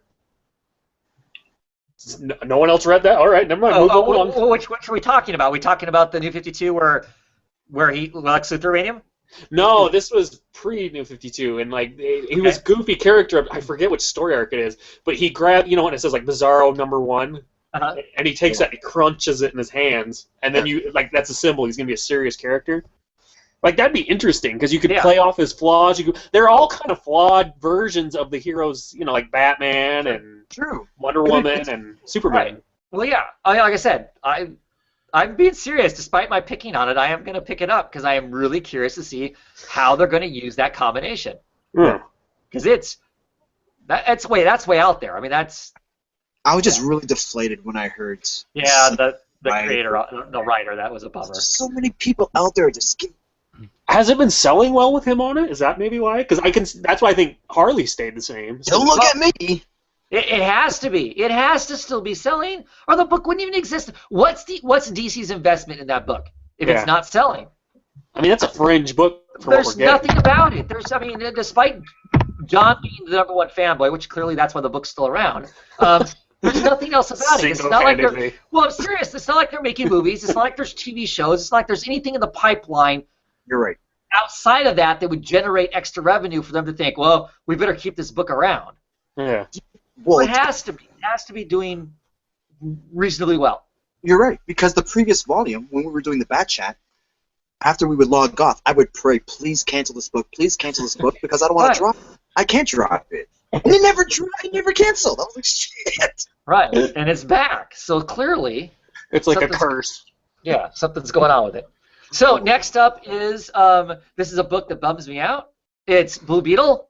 And it is going to be Jaime Reyes being mentored by Ted Kord. So it's got both Blue Beetles in it. That sounds to me like it could be a lot of fun. It is written by Keith Giffen, which I'm all on board for. But it's drawn by Scott Collins, and I detest Scott Collins' artwork. I do as well. That's what really bummed me out too. What is going on? A UFO just landed apparently at Luke's place. Yeah. Jeez. So I'm bummed. I'm bummed. I just don't know that I can. Yeah, I'm not on. Look, here's the thing. Like, I get what you're saying. Like, I'm hating the art in this. But the story's good, and we're gonna get a new artist. So I'm hoping that it lasts long enough that they go, okay, let's get a new artist. Right. So I'm reading this, which has Keith Giffen in it and has Collins doing the art, and I struggle to finish the book. Every time it comes out. This is on the bottom of the pile. This is below books that I've already chosen not to read. So I don't know.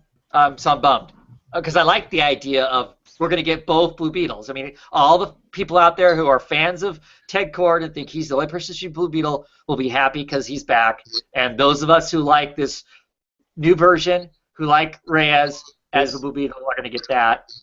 That's cool. Well, he was the first Blue Beetle. I've been reading comics my entire life. There was no other Blue Beetle before that. Yeah, okay. I have to support Blue Beetle just because he's a fringe book that I don't know if he needs all the support I think he can get. So I'm gonna definitely try it. But yeah, I'm not a big Scott Collins fan either. That's what really bummed me out too. Yeah. So I don't know. I might pass, guys. Yeah. I don't know. So next up is Teen Titans. Written by Ben Percy, art by John Boy Myers. Yeah. With Damian as the leader of the team, and the Teen Titans don't want him as the leader. So basically the book is the Teen Titans versus Damian. Yeah. It's a continuation from that issue 71, 72. Same thing. Yeah. I kind of like that concept, though. I like it. So do I. I'm getting it. I'm getting it long enough to find out whether or not they can get Damian's voice right. If they get Damian's voice right, it's going to be a freaking riot. Well, because he's going to be, it's going to be like a reluctant thing because he's going to be an effective leader, but at the same time he's going to be an ass. So they're going to be like. Can you see Damian giving instructions to Coriander to Starfire? No. It's going to be freaking hilarious. Oh, it's amazing. Oh, so she's going back on the Titans book. Okay. Right. She doesn't have a book anymore, but she's back on the Titans. I can't tell you off the top of my head who the other Titans are. I could probably. I don't know if I can look up the picture of it or not. What I'm looking forward to is Damian better get personal with these people. You know? Yeah. I don't want him holding back. I want him to call them out on everything. That's what he's great with the other Robins. Is like he's like, no, I'm the best. You guys are all shit compared to me. Like that's when he's at his best. Well, yeah, he brings up JT's death all the time. Yeah. It's awesome. Oh man. Well, I mean, like one of the first reasons I fell in love with the character was the crowbar scene. Yo, that's so awesome. Where you're like, okay, he's gonna freaking work Joker over. Yeah. Yeah, it was like, okay, this is a different Robin that you're getting right now. Well, yeah, remember he told Alfred to F off, like his second issue. He was like leaving the cave, and he basically told him F off. Yeah, like, and I get that people don't like that, but I love that because Drake up to that point was just kind of a marshmallow. Like he was just kind of like, oh, I don't know, I'm kind of angsty, and then you got this other guy that's like, fuck that. Yeah, like seriously, this Teen Titans book, that'd be awesome. It's like the first panel I see is Damian sitting down there. All right, let's get the fucking business. Like, right away. I'm like, I'm sold, done. I want it.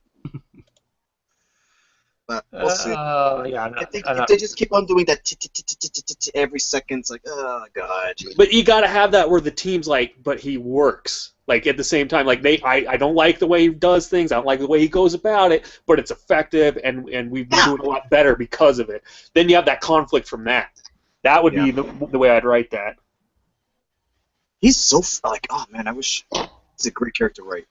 Yeah. In the hand. And I like Drake, by the way. I'm just gonna put that out there. I'm just. And that was the last we heard of CDC. Whatever. Let's see. I'm seeing if I can find the. I just call him Soft Robin. Yeah. Of course, there's gonna be a whole nother Robin. So. Yeah. It's weird though. Do you think Dave? Okay, so there's gonna be another Robin now. Duke. So.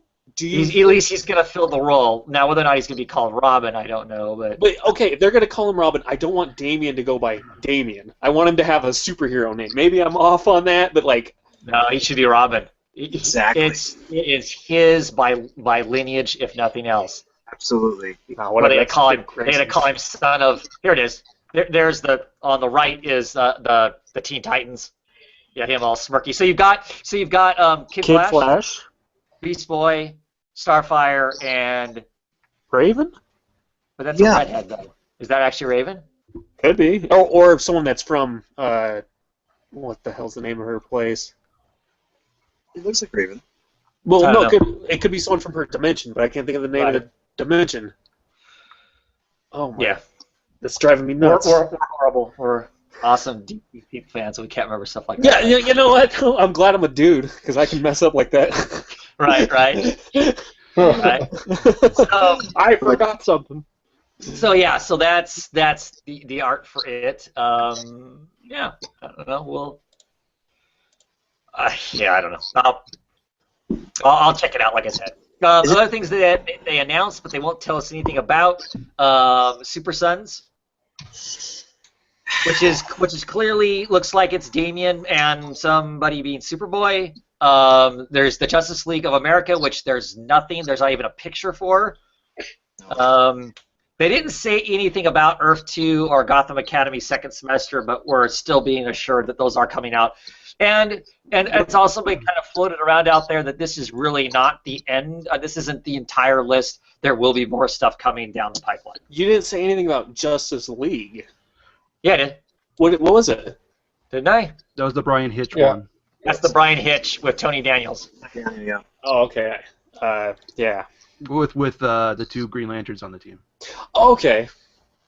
Okay, so it's just removing Hal and adding Simon to the team. Simon empowering. Okay. Yeah. That's why they're holding on to that. So it's weird because this is such a soft reboot. So they're holding on to like the Earth 3 coming in and invading. So stuff. there is the Super Sons basically. It looks cool. Yeah, I mean, I'm intrigued. I'm intrigued to know what the heck it really is. You know, who's Damian going to get along with? You know I what I mean? this book I'll get sick of after a few months. Yeah. That's the only thing. Like they need to write that Superboy just saccharine to go against Damian. Yeah. You know what I mean? Like,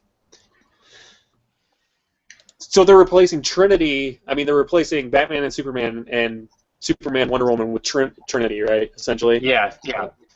And so there's the Superwoman. Wow.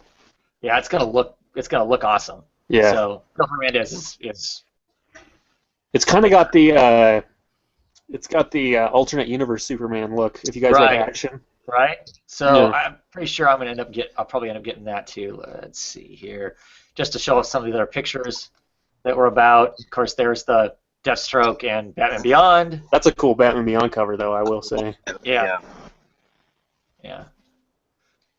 There's of course the Green Arrow with the goatee and Look at JT. right. And it looks like he's shooting a clown, and I can't figure out who else is in the. Who's in the other? Well, he's not fond of clowns. That's Bizarro? I'm not really feeling Dexter Soy's art, man. Yeah. Too anime for me. And there's the Harley book. I guess the requirement was for these first covers it was supposed to be close-up face shots of the people who are in the comics. So of course Harley Quinn, she's got her face actually smashed up against the glass. And there's the Suicide Squad where it's got Deadshot, Katana, Killer Croc, of course Harley on it. The Rebirth cover. There's the Cyborg and the Titans. Titans, yeah.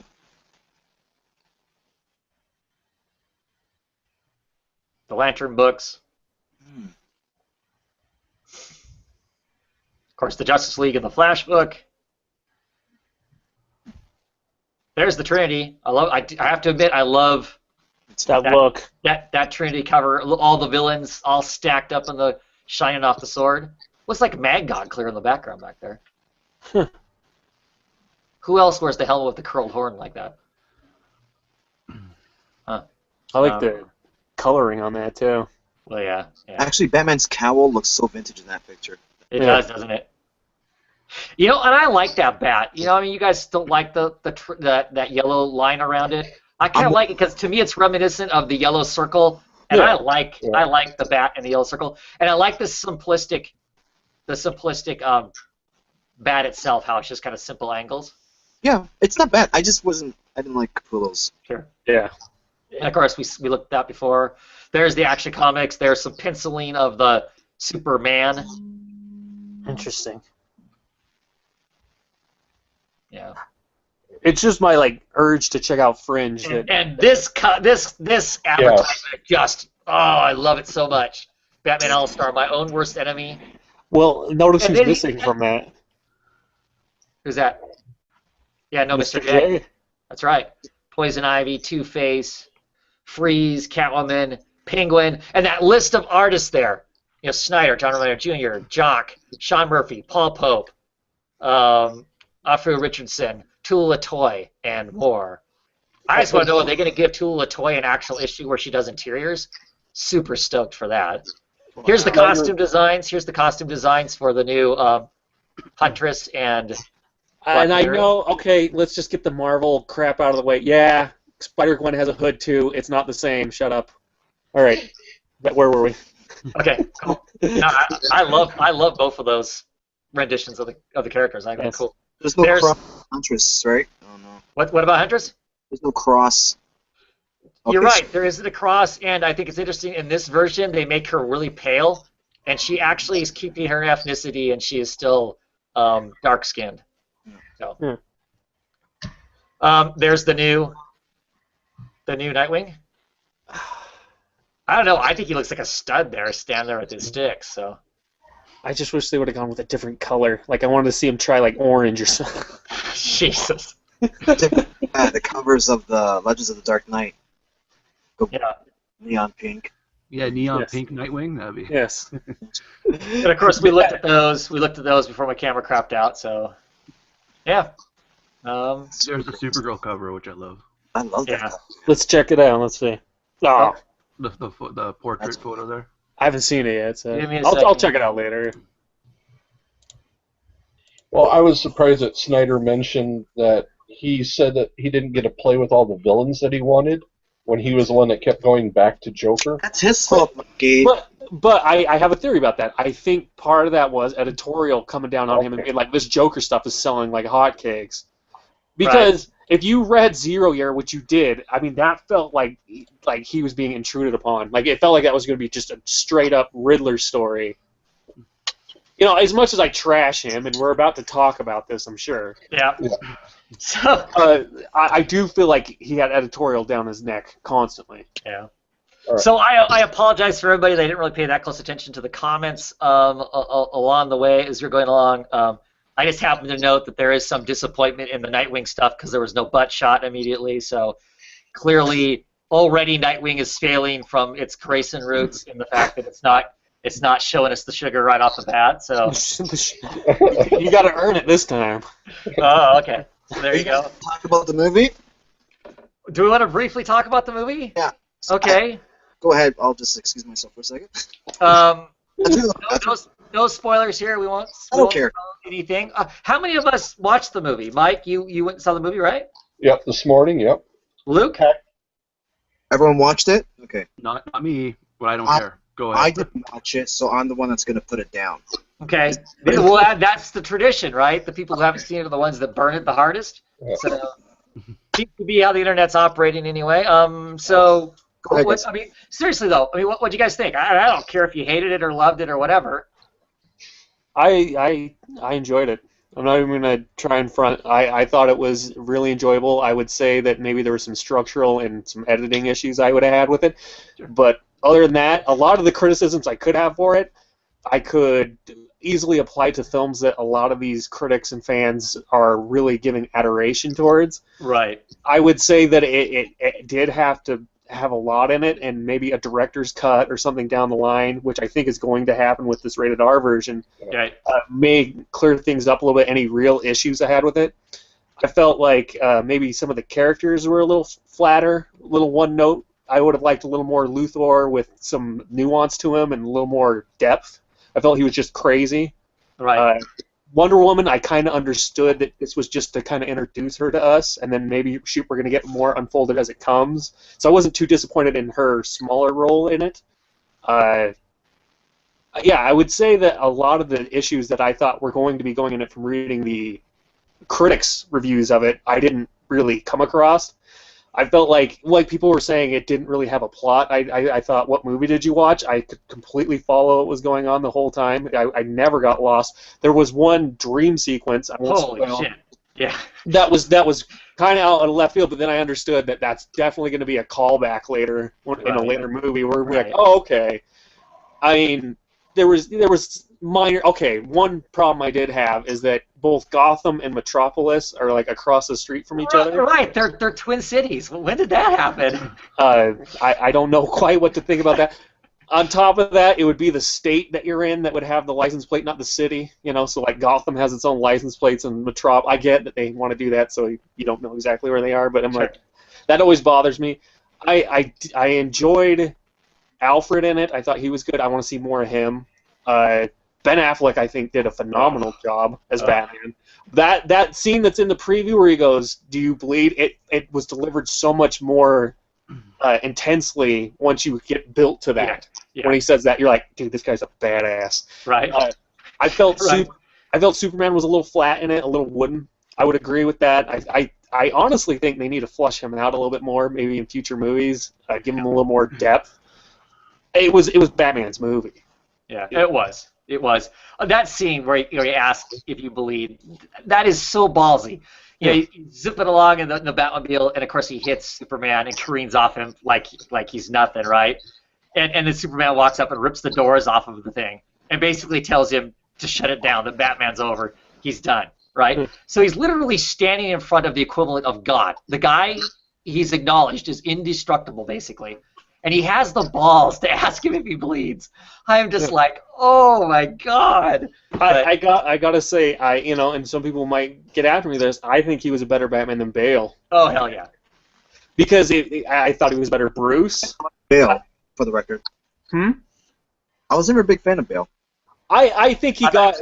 To be honest, I felt like that was a little bit overhyped. Like to not like him in the voice and stuff. It was like I kind of liked that risk that he took with it. I just felt like this was more of a well-rounded Batman. You definitely felt the angst in him. You definitely felt Bruce Wayne was a separate character from Batman, which I always want, because he's Batman. That guy is Batman, and Bruce is the character he plays. And I felt like that was really well done. I thought it was good. I didn't understand the hate it got. Yeah. Hate. Obviously, I could name better movies, but, I mean, in the superhero genre, not many. Yeah. Luke, any thoughts? You're a hardcore Batman fan. Did it come across as offensive to you? Because I know there were some Batman fans that were like... No, can you guys hear me, by the way? Yeah, I can hear you. Okay, all right. I love there were so many throwbacks to the books. Yeah. In this, I mean, I don't want to spoil what it, but... Right. I mean, there are just little nods to, even not even books, to like the movie Superman. Back, Christopher Reeve's on the roof and Lois Lane. Mm-hmm.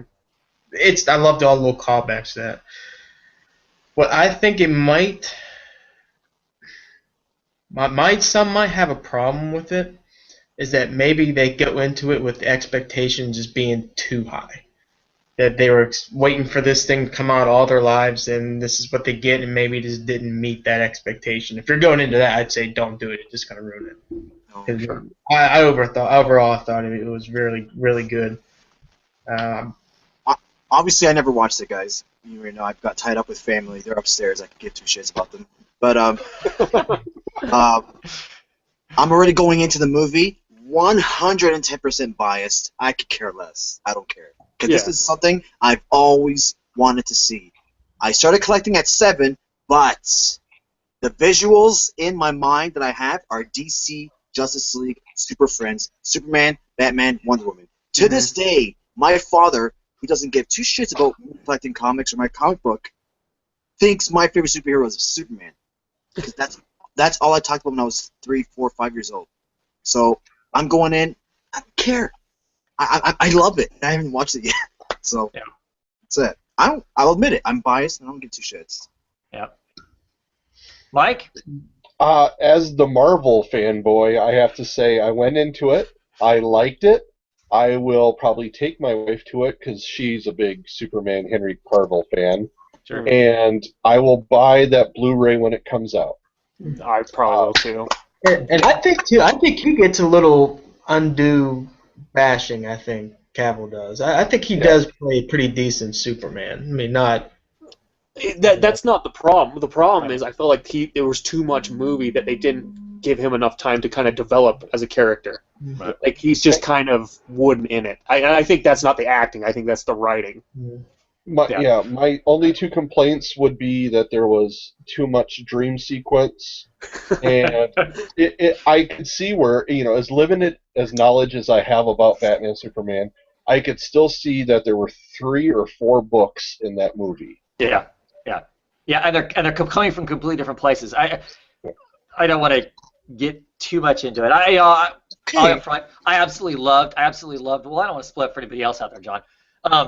Also, I absolutely loved the movie, but clearly to some degree I'm a DC horror. I mean, I'm like John in the fact that I have always wanted to see. I mean, as a kid, there was no way even would fathom in my brain that I would ever get to sit in the theater and see Superman, Wonder Woman, Batman standing on the screen at the same time, and have Wonder Woman deliver a line like, "Oh yeah, I've fought things off planet before," and have the two guys standing behind her looking at each other like, "What?" I don't know.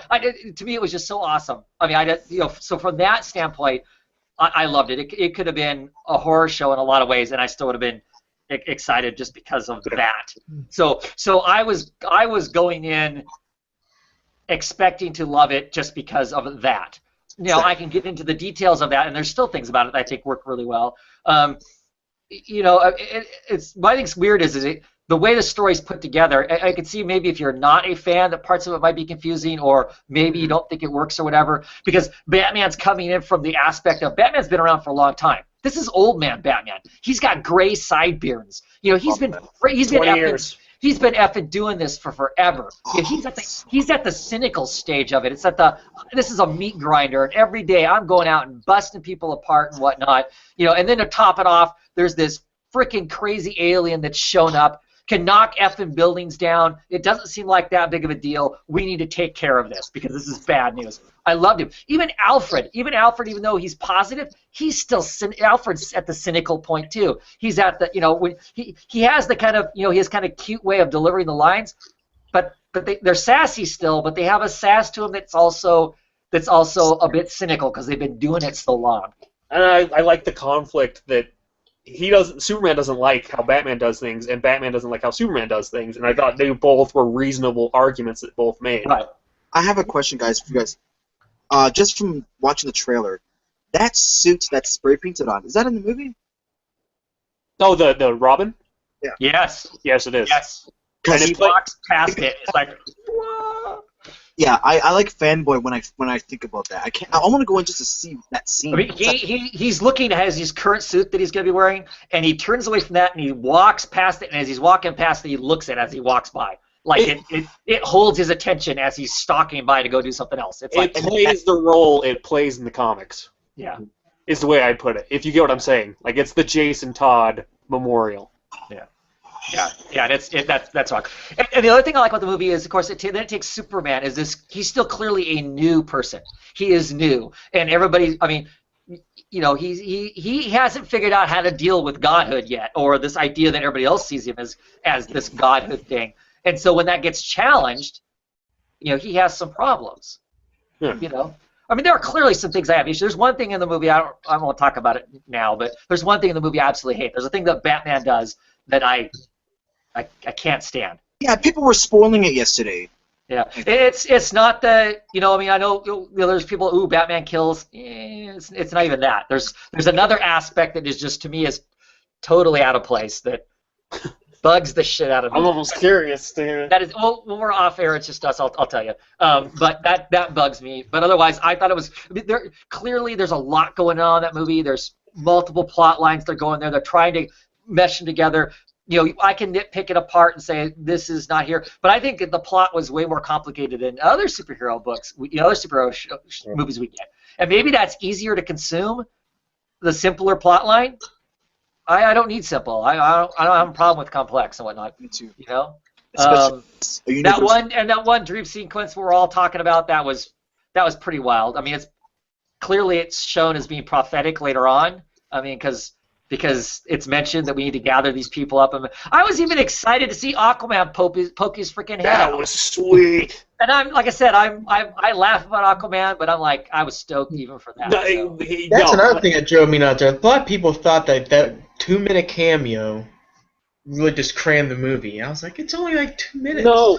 It was perfectly. The way they did it was perfect. It's a little video file to go, oh my God, this exists. So you see this little, you're watching this little video file on a computer of this thing they caught on camera. That's it. And he looks like a badass. No doubt. You're like, I wouldn't go near that shit. Right. So like I said, we also agree that Wonder Woman was awesome. Yeah. Holy crap. The fight with her was great. I mean, I love the fact that mid-fight she's getting knocked around. She's standing up and smiling about it. She's diving back in. That's Diana. And I was tickled by the whole, she shows up, those two guys don't know who she is, and they're both like, I thought she was with you, no, I thought she was I thought that was funny. That's one of the places I did laugh in the movie, just because, those two guys kind of being stunned by how much of a badass she was. So I'm super stoked for that movie. Just over but the unnecessary after credits where Batman comes out, in the towel like Ferris Bueller. I was so pissed because I sat through those credits. I was like, "There's got to be something." There was nothing. No, I didn't, because I knew it. They're not. Yeah. It's not a Marvel book, so. I asked about that, so I didn't. I jumped up as soon as the credits hit. Well, no. What bugged me was by the time I got out, the traffic was, like I should have just left. Yeah. At any rate, I enjoyed it. I don't know what to say about the critics that didn't like it. I mean, I think some of them are bitter fanboys of other companies, but whatever. I don't know. No, my friends, my close friends are huge Batman fans and kind of caught me off guard. And I was actually, to tell you the truth, I was expecting Travis to not like this because I know you're not really a big fan of comic movies like myself. Right. I'm not either. So I know, yeah. So I was expecting, I was kind of like, waiting for me to eat it alive. Yeah, man. I was like, he's probably gonna be, Well, okay, I gotta say one thing. So one of the criticisms is it's too dark and it's too gritty. I hear this from the same people that love Daredevil, that love Daredevil and tweet about The Walking Dead every week. Right. And it's just like, no, you're being completely biased. And on top of that, you better hope this movie does well, because if this movie doesn't do well, you don't think Marvel's going to take that into account when they want to take a risk down the road? What you talking about, man? Huh? Yeah. So all these Marvel fans that are like happy about this, they're being idiotic. On top of that, you didn't hear all the DC fans when Fantastic Four bombed and flopped, rubbing it in their face. None of us were doing that. That's exactly right, man. I never heard anyone yeah, you're right. I never watched it, but I could have. I did, and I just want to edit it myself. I want to just edit it, and I could make a great movie out of what they gave us. It's just really bad structure, and Doctor Doom is not the villain in it, even though he's supposed to be. All I know is that I'm dropping all my DC books and buying Marvel from now on because they make better movies. Yes. Well, you got a point. At any rate, I don't want to get into the the Marvel versus DC stuff because for me it's not about that too. I mean, they're completely different things. And you should have different expectations for the different stuff. I mean, yeah. There's room for Ant-Man and there's room for this, and I don't think that should be. All right, so we've been talking. I don't know how many hours. Do you want to talk some comic books? I don't know. What time is it? Let's at least talk Batman 50, right? Yeah. Luke, Luke's been waiting like 3 hours for us to tear this book apart for him. So yeah, let's go. Come on, let's go. Bring the bashing. Let's go. I forgot to make popcorn. Damn it. Everybody's got a different cover for Let Batman me 50. Let me hold it up. Hold on, I gotta get my weightlifting belt because I got. You got every version of it. Oh man. Ooh, nice. But here's the drum roll. Luke, go first. Yeah. I don't know if you can see it, Mylar. Damn it. Yeah. Anyway, that's that Jim Lee. Gorgeous. Doherty variant. So. Right on. So I got the regular cover. I don't know. It looks like a Mike Mignola tribute type cover. But It really does. Yeah. So what do we think? Batman 50, the end of the Snyder Capullo run, the send off into the stars of. Yeah, I think they got one more left. You think so? Yeah, I think next one is Capullo's last. 51 is okay. I think so. This ends the storyline. Anyway. Will last issue 10 of Super Heavy. Remember when I said about some people might have had just too high expectations going into Batman v Superman? I almost want to say the same thing with this. I think one thing that some people is expecting too much. At issue 50 and the end of the story arc, thinking something like Snyder's gonna pull out some big rabbit out of his hat and go, hey. That's the exact opposite of me. I knew exactly what this issue was going to be before I got it, and it didn't disappoint that way, which was a disappointment in and of itself. I pretty much called the whole comic as I read it. Like, I called months ago, and people were like, oh, I don't want to see that. Travis even said, I don't want to see that. I'm like, they're going to make a bunch of evil versions of that robot. You watch. And they did that. And then they're going to have that poignant speech between the two where Gordon, even though he's been doing just fine, he's gonna be like, no, you're the real guy, and it's just like, no, you didn't need that. But I will say I didn't hate it as much as I thought I did. So I was a little confused when you're talking about the suits too. Was Maggie in both the suits and somewhere else? Because it seems like when Gordon was on the radio with her later, she wasn't in the suit. That wasn't Maggie. That wasn't when she's Maggie. talking to the person outside of the suit, it's what's her name, the person who's in charge of the whole suit project. Right. Sawyer is in one of the suits, and then after that, he's not talking with Sawyer. He's talking with what's her face that's in charge of the whole the whole robot Batman thing. Okay, all right, thanks. Okay, so go to the page where it has all the suits lined up. The one on the far right, is that supposed to be Harley Quinn, the one on the far right? Probably. I don't know. I didn't see that.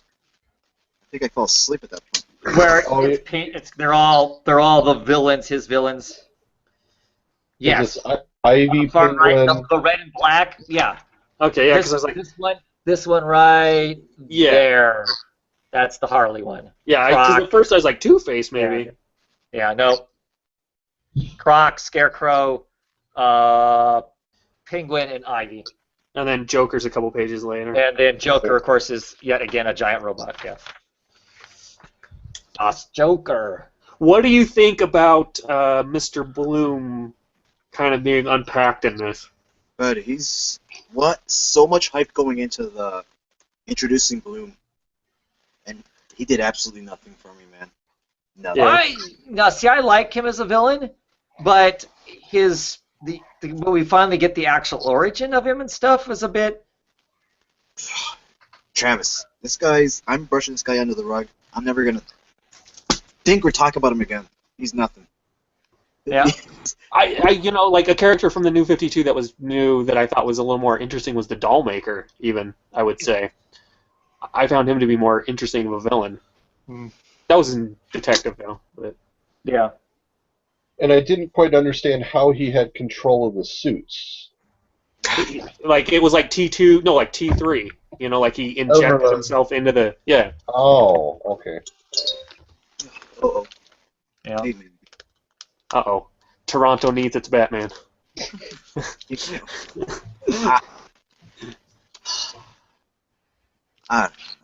So, John, you clearly didn't like it? Travis, no redeeming features in... Didn't like it or underwhelming? In this and in Super Heavy in general, or...? It's the same trademark, and I've been talking about this for 4 years now. Fantastic beginnings to issues.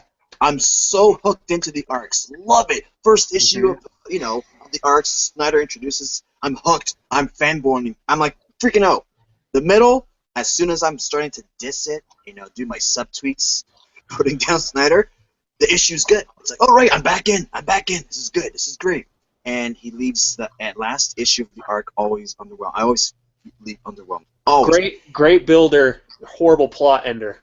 Always. Why is that, guys? Is it editorial? It has to be, because it's a bad trend. He did it with the death of the family.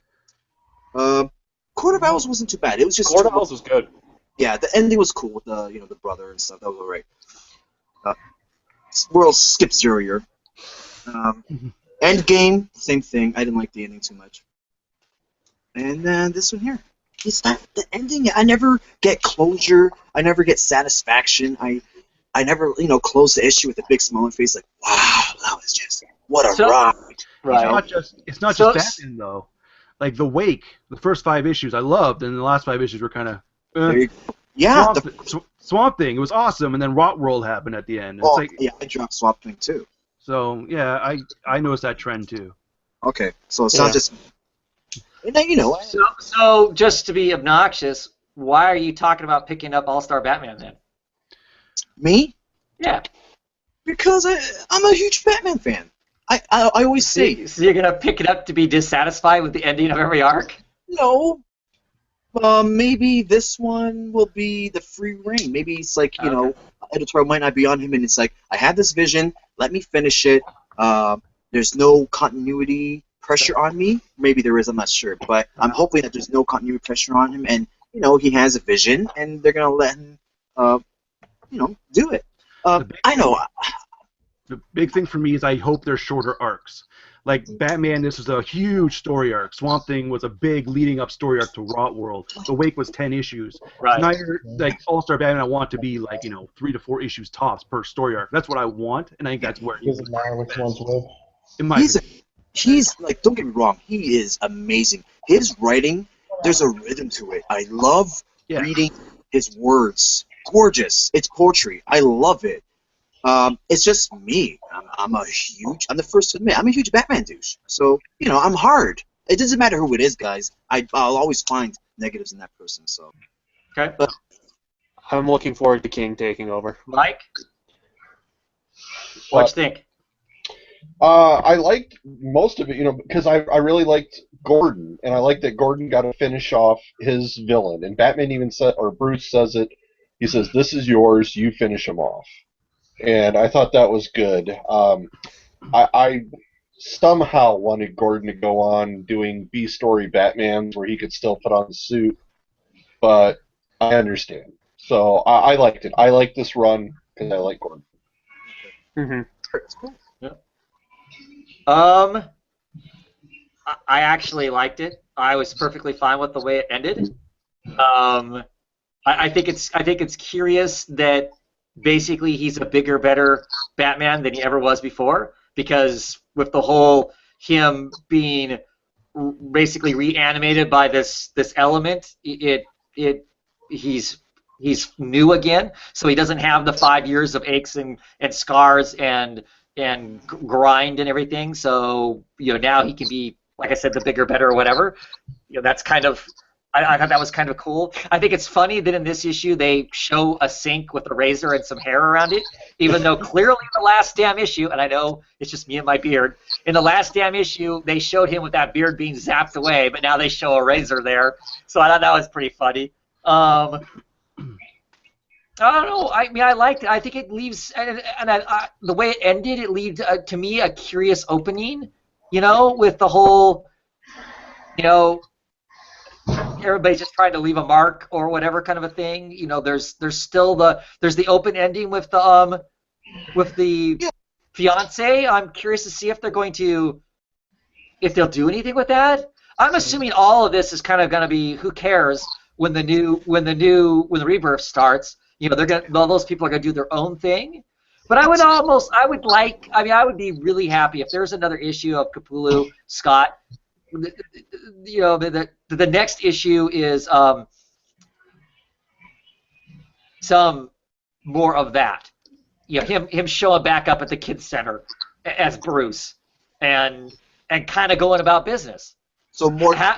Oh, okay. Keeping his life. I mean, because that's something that he gave up. And I know in this they pretty much say, oh, he can't have a life. That's true. I don't agree with that. I mean, I like the idea of him having a life, and I don't think that I don't know. I mean, like I said, I guess they do kind of imply here that he can't have a life. He just has to be Batman. They kind of say that. But I really wish they'd go back and kind of explore some parts of that. I think so. Duke is the Robin, right? Well, they don't say that, but clearly he states at the end of this, "I've got a place for you." And I'll hate that. So I'm glad this is done if that's the case, because I really don't want to see Duke anymore. Duke falls into the same category for me as Tim Drake. I know there's lots of people who love Tim Drake because you read the whole Robin run. I didn't. All I see in Tim Drake is this overly, way too smart for anything reasonable. I know it all. And that's kind of how Duke comes across too. Duke comes across as he figures everything out. He's like, I don't know, the third best detective in all the world or whatever. And to me, that's obnoxious to be a teenager and be all that. I don't know. It just bugs me. So he's a star of weapons. I'll get to that later. Yeah, I'm not excited about that part at all. But I mean, not some shocking, blow my socks off ending. Ended fine for me though. But I don't have a problem with the way Snyder ended Death in the Family either. I know you guys all are pissed at the whole no consequences, nobody lost their face. I don't have a problem with that. I won't talk about Zero Year because to me that was a train wreck, but I think it was a train wreck truly because of editorial on that one. I don't know. But I enjoyed it. I mean, I thought this was a fine ending. I enjoyed getting to read Gordon trying to do the superhero thing. I wasn't necessarily interested in the whole robot aspect of it. Never have been that whole part of it. You know, clearly happy to have Bruce back as Batman. And it's gonna. I don't know. And it feels like that this is gonna land without any consequence, really. Partially because we know the Rebirth is coming. We're gonna get new people on the book. They're gonna take their own take with it. And I know this all counts because all of it, all their books count in some way. But I think that they'll also distance themselves from this whole thing too. So I just because they put Gordon back in his place by the end of this. Yeah. Where do you guys put that? The only thing that I'm upset about is what about Alfred? He'll get the Luke Skywalker treatment. He's left without a freaking hand. That still bothers me this day if they did that. It really does. It really bugs me that they took his hand off, and it seems like it's not that big a deal. I know. As soon as Bruce comes back to being actual honest to God Bruce, his first thought should be, "Holy fuck, what did I do to you?"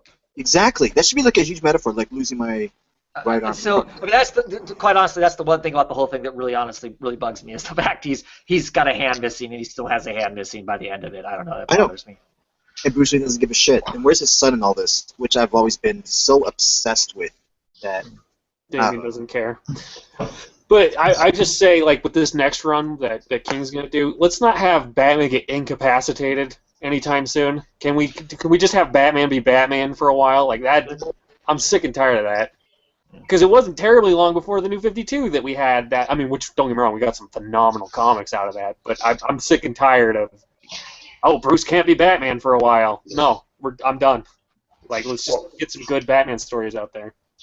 Keep his identity secret. Keep the Batcave hidden. Yes. No doubt, right? No. Yeah. Yeah, but like I said, for me, I mean, I know everybody thought we were all going to come on and beat the book up and whatnot. I actually enjoyed it. I thought it was a fine ending. Yeah, I hope I wasn't too harsh. No, that's fine. I'm not saying that it was like I said, that it was stellar and like blew my mind, but I enjoyed it.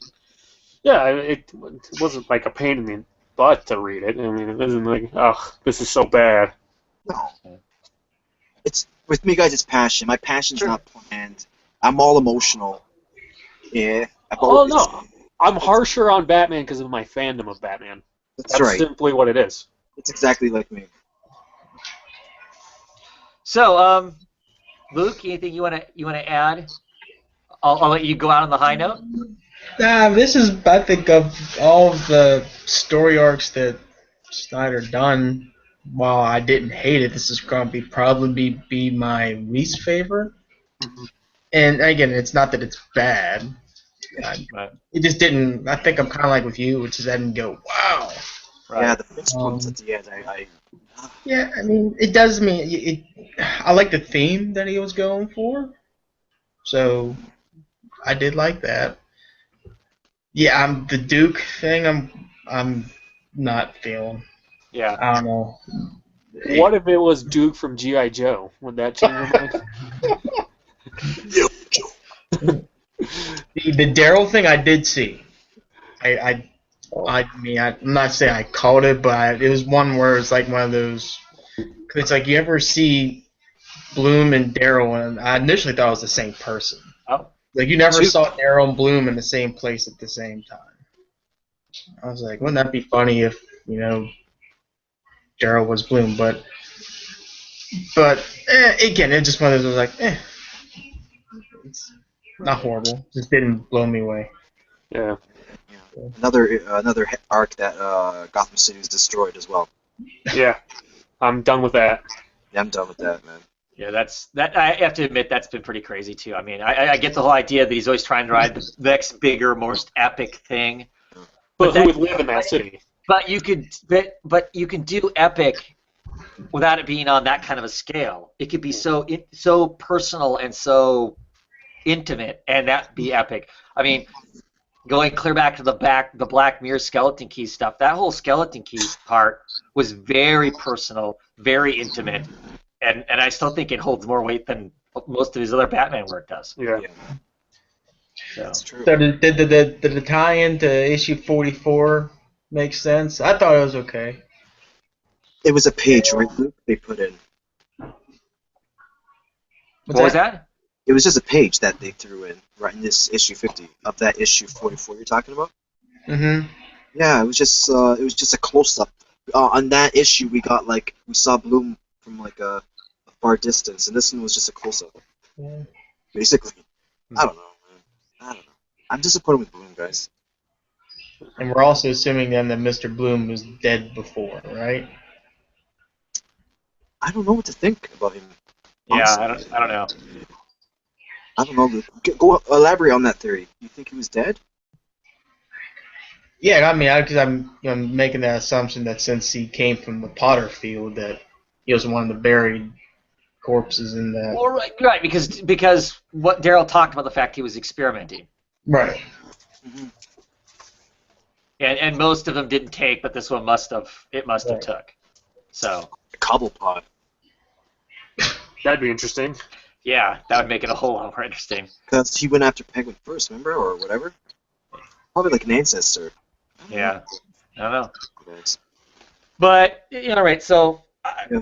like I said, I didn't mind it. It wasn't stellar and whatnot, but it wasn't. I mean, when I first, Wednesday came out and people started making comments about it, I was concerned that I was going to read it and be really It wasn't upset that it was going to be some sort.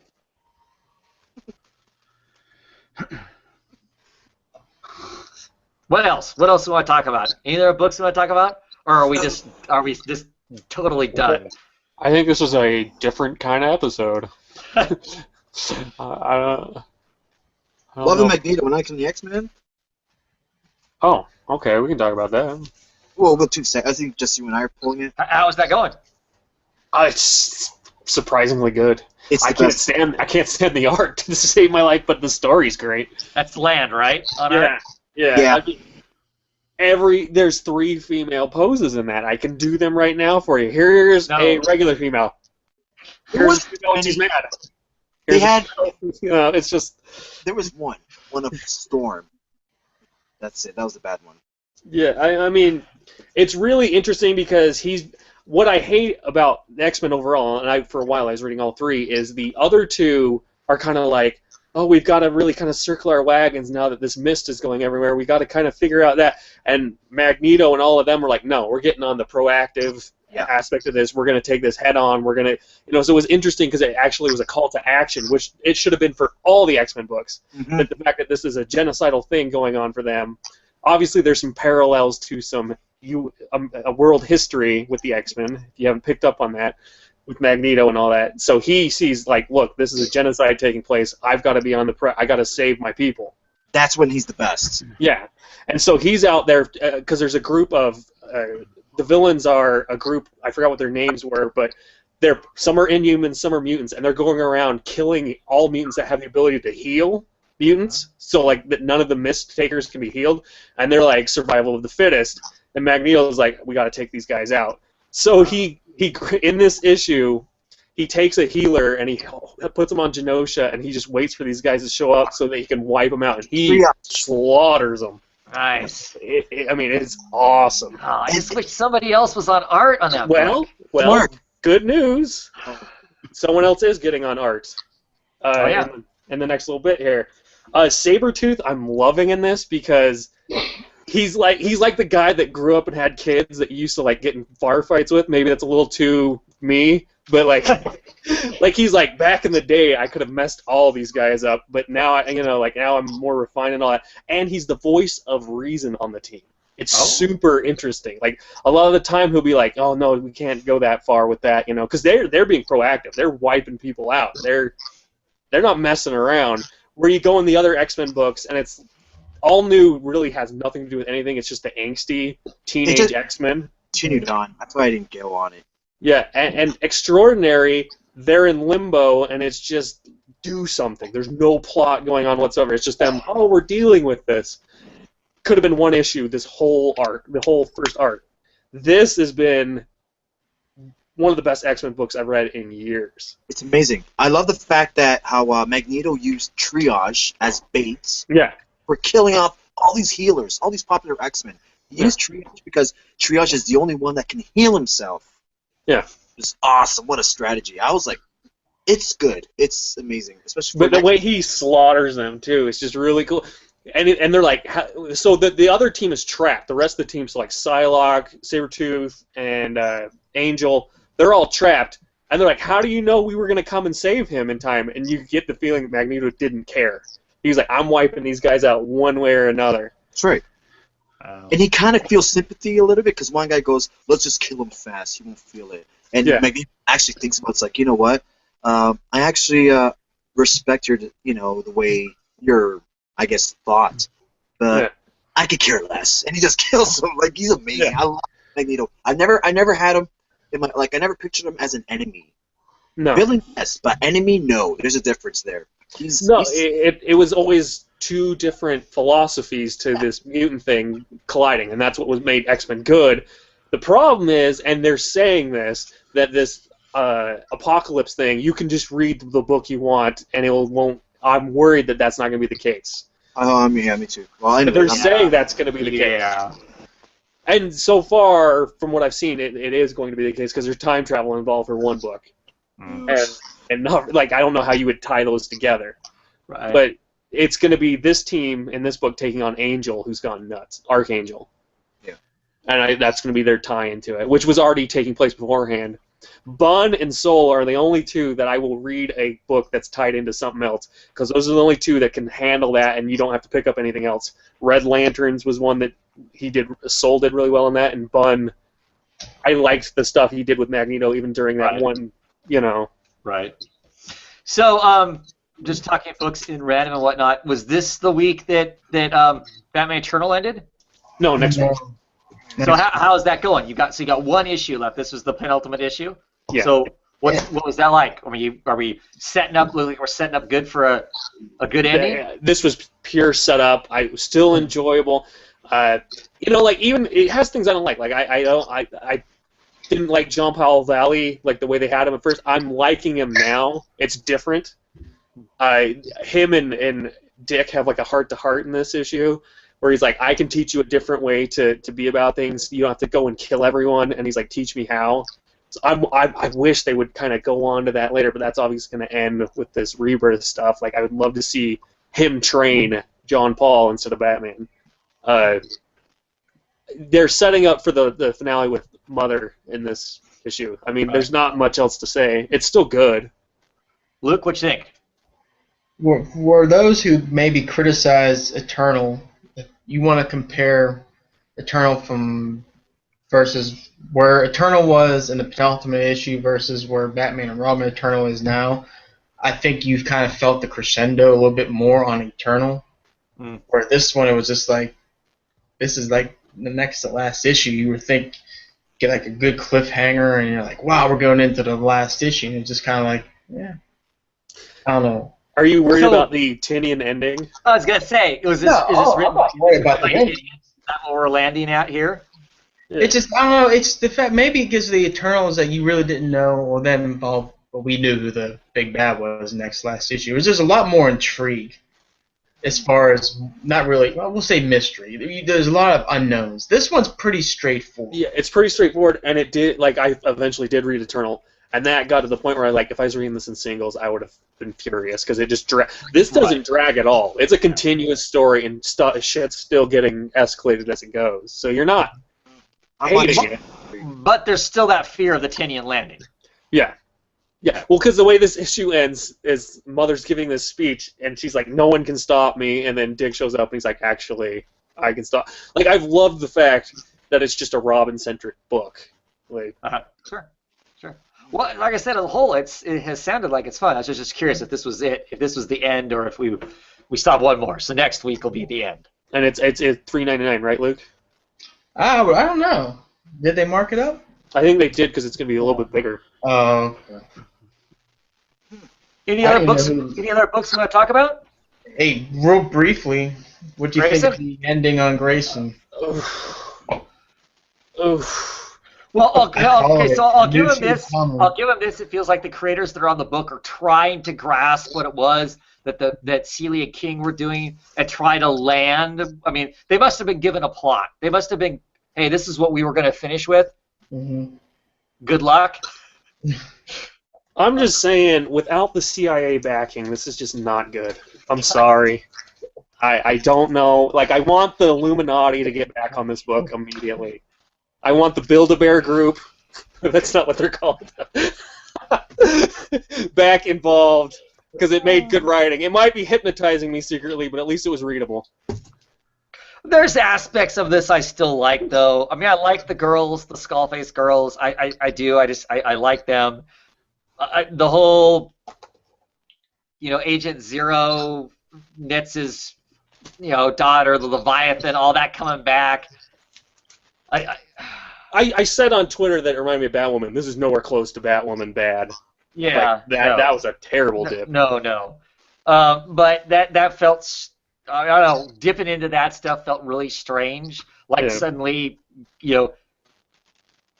Grant Morrison was walking by mumbling something in the halls at DC, and they went, "Ooh, let's use that," and stuck it in here to some degree. I did like them using Midnighter in it, though. I mean, when the shit's hitting the fan, if you want, and you just have to fight people, you want to call in some psychotic to help you.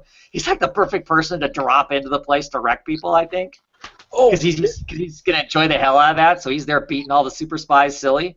Midnighter was awesome in Eternal too. I will say that was a good part right there, where they all teleported the orphans to him at once, and he just wipes the floor with them. Yeah. That's an unfortunate character, I think, is missing from the Rebirth stuff. I've just been really enjoying Midnighter. I've been enjoying the treatment of him and whatnot, so see him nowhere, seemingly, in the new stuff is kind of a bummer. But Well, what did you think of this, Luke? I mean, is it just like, what the hell happened? Or I like the whole tie-in with Leviathan and should we just go ahead and say who we think that is at the end? That is Kane, right? Mm-hmm. I think so. Yeah, I just want to make sure I'm seeing. Yeah, I just like how this all gets kind of somewhat wrapped up into Batman Incorporated. I just kind of enjoyed that. And you see sometimes where you see some of the dick humor come in. The art was not good. I didn't enjoy the art. The face, especially Dick's face, was just off. I mean, I think you pretty much said it right, though. It's like you can see them there. I think they're somewhat trying. Well, it's Skeleton Crew. They're really just wiping up after the game's already over. Yeah. And they know it. But well, the thing is, though, I was hoping that new people I haven't heard of, were taking over, that they would attempt to do something interesting with their final whatever. But clearly, because they took over in the middle of a storyline, that they pretty much had to follow probably the plot that was given to them to do the best they can. I mean, because we've seen in the past there have been creators who've taken over books that are canceled and make gold out of them. Oh, Frankenstein. Right, exactly. So, I don't know. Kind of mixed bag as far as that goes, I guess. And Johnny, did you read Harley Quinn? Yeah, I did. Man, it was okay. Yeah. I think this is where this title is going to work on a double ship, mainly because I think for the most part Harley's stories aren't those like long, dense arcs. A lot of them are real kind of like, even ones that kind of tie in, they're pretty short. So, and this one was just one of those ones you pick up and like, oh, okay. And obviously she got the hair for the movie, right, and the whole costume, but yeah, the beginning was cool. They used the metaphors of the Joker. Red Riding Hood. Yeah. Little Red Riding Hood. How the Joker's the wolf. She was having this dream, nightmare, and of course the wolf is Joker. And he was like, "Don't, well, I have no one else with me, so I might as well trust you." He was like, "Yeah, let me lead you the way." Typical, Joker stuff. And yeah, it was just hammering in those metaphors. How it's over her. She's matured. She's over the Joker. They totally established that. They even went a little step further as well with her on the beach, where a guy was looking at her ass, and he made a comment. And she turned around. She says, "How do you know I have a tasty ass?" Well, I sat on a pile of garbage all day. Right. How about this? I wet my ass in the morning. So what? Why would you? So they went. How many pages? It looked like for 4 pages. They kept on, showing her rants about don't ever fucking talk about my ass like that again. Don't do the cat call bullshit. Basically, is what they're. Exactly. So Amanda Conner, kudos to Amanda Conner and Jimmy Palmiotti, basically taking out that stigma of how ditzy and all this crap, this perception that people have of Harley Quinn, and saying she's so different. Like she's totally different.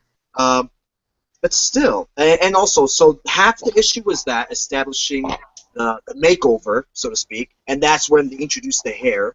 So it was everything. It was makeover in, clothing, hair, and attitude, and all that crap. And then also, they were introducing this new character called Red Tool. What do you think about that, Luke? Red Tool. Red Tool, almost like a Red Tool? knockoff of Tool? Who's the Red Tool of Marvel? He looks like he's supposed to be like a Deadpool knockoff. Yeah. Oh. So I guess Amanda Conner and Jimmy Palmiotti are kind of sick of the Harley Quinn is DC's answer to Deadpool. Right. Really? Let's have some fun with this. So they're creating this older man who's not as crazy as Deadpool. He's got some issues. And he's I thought it was like Deadshot from like an old version of not Deathshot, Deathstroke. Which is also kind of like right. So yeah, it's I don't know where it's going. Like Luke said, these are arcs that I can stomach for 3-4 issues. A little bit, if they drag on a little bit further, they just pile up on my desk and they go right into the box. But I don't know, man. They're totally trying to make a statement with Harley Quinn. They're trying their ass off to try to make a statement. I guess they want people to take them serious. That's what it looks like. Well, that's good. I mean, and not only that, but if Marvel fans are saying that, just look at Gwenpool. They obviously thought it was a good idea themselves to have a female comedic character. Yeah, and they're trying to separate themselves from that, and that's how this conceiving this character Red Tool. I think that something. It's a nice pot. It's a nice shot. They're taking shots, which is cool. I'm all Deadpool's not above taking shots at DC, so I don't see any problem with it. For sure. Any books you want to talk about, Mike? I just wanted to ask you real quick what your thoughts were on at least the Deadshot story of this. I'm liking it. I mean, they of course they replace. By the end of this, they replaced Deadshot with a new Deadshot, which of course matches up to what I said in the first issue when I asked, are we moving, Lawton out of this and putting someone who looks closer to Will Smith in the place, and it kind of does, right? Yeah, I did because that's who he stole this story from, right? And and it was pretty fitting that he stepped into place. It's just there's 3 more issues, so evidently we now have the new Deadshot. Right. I'm enjoying it. I like it. I like the debate. I like the art in it. I mean, I think the art is really strong. By Victor Boglovic. So I like the story that's going on in it. I like him kind of fighting the rest of the Deadshot fighting the rest of the squad and taking out the normal grunts. Harley trying to go in and talk to him. Yeah, him shooting Cheetah in the face with a double barrel hunting rifle is pretty awesome. And yeah, so now we're going to have three issues of the new Deadshot who doesn't like red. Yeah. The only thing I hate about this is his little ammo packs this high up on his chest. I mean, that just screams. Oh, Liefeld. Our favorite pouch guy, because it makes 0 sense. It makes 0 sense because the pouch opens upward, so that would literally mean you'd be grabbing ammo like this. I could see those pouches being there maybe if they opened downward, because then you could drop the ammo down into your hand. But I like it otherwise. I mean, I like the costume otherwise. Blue looks cool. I mean, it. I just never liked the idea, of any ammunition in your chest or head area, and I guess I really felt the Katana story is getting flat for me in a hurry, so. But no, it'll be interesting to see now 3 more issues. Are they going to let Floyd recover, or is Floyd retired now until they kick off the new storyline? I mean, she's pulling for him to heal, so I'm betting by the end of it, all right, we see him back. I can't imagine them completely. Yeah. So you said Bogdanovich did the art in that one? Yeah. Yeah, that's your Superman artist right there. Oh, okay. Well, he's a solid artist. I mean, I like the way the characters look and whatnot and stuff. Yeah. It's got good lines, good shadowing, and stuff. So yeah, I mean, I'm all for that. I think, like I said, it looks good. The Katana part of the story was okay. I mean, it's falling more into the traditional. It's starting to feel old school. Whereas it started out with the bar stuff didn't feel like it was written that way. Now it kind of feels like it's more so that. So. I guess I was hoping more out of her sword or something. I mean, the storyline just seems like, you said right. Going back. So I'm just kind of glancing over comments and whatnot, and I see that Gore Vidal is saying that it's interesting that Harley is upset that someone is looking at her butt since she's drawn as a sex kitten on a regular basis and is written like a psychotic goofball. Christina later then goes on a bit because she's dressed in a certain way, she can't be upset that someone is catcalling her, which is completely the point of the issue, it sounds like. I haven't read it, but from what John is saying in there that clearly you can dress however the hell you want to, and that does not warrant you being harassed. She actually brings it up. She says, "What? Just because my short's a little too short?" She makes a joke out of it. She blames her bum for being too big. Too awesome, right? For her shorts, you know. She brings that up too. So. Obviously, I'm not as articulate. I can't explain it that well, but yeah, she covers every single base. She basically tells guys or comments like that to shut the fuck up. She does a great job at doing it. Better than me. By the way, if you're catcalling a chick, I'm guaranteeing you've never seen a woman naked in person in your life. I'm just throwing that out. I'm just calling. I apologize because you got a long road ahead of you, but it's the truth. Just in general, because it's hard to have a real conversation with somebody who's not on the live to be having the conversation with and whatnot. But there's nothing in the Harley book up to this point, anything that I've read or heard about, that implies that she isn't empowered, that she isn't her own woman, that all that stuff that's always been kind of the feminist hallmarks. Clearly she can be goofy and all that stuff. I don't think the writers are perpetuating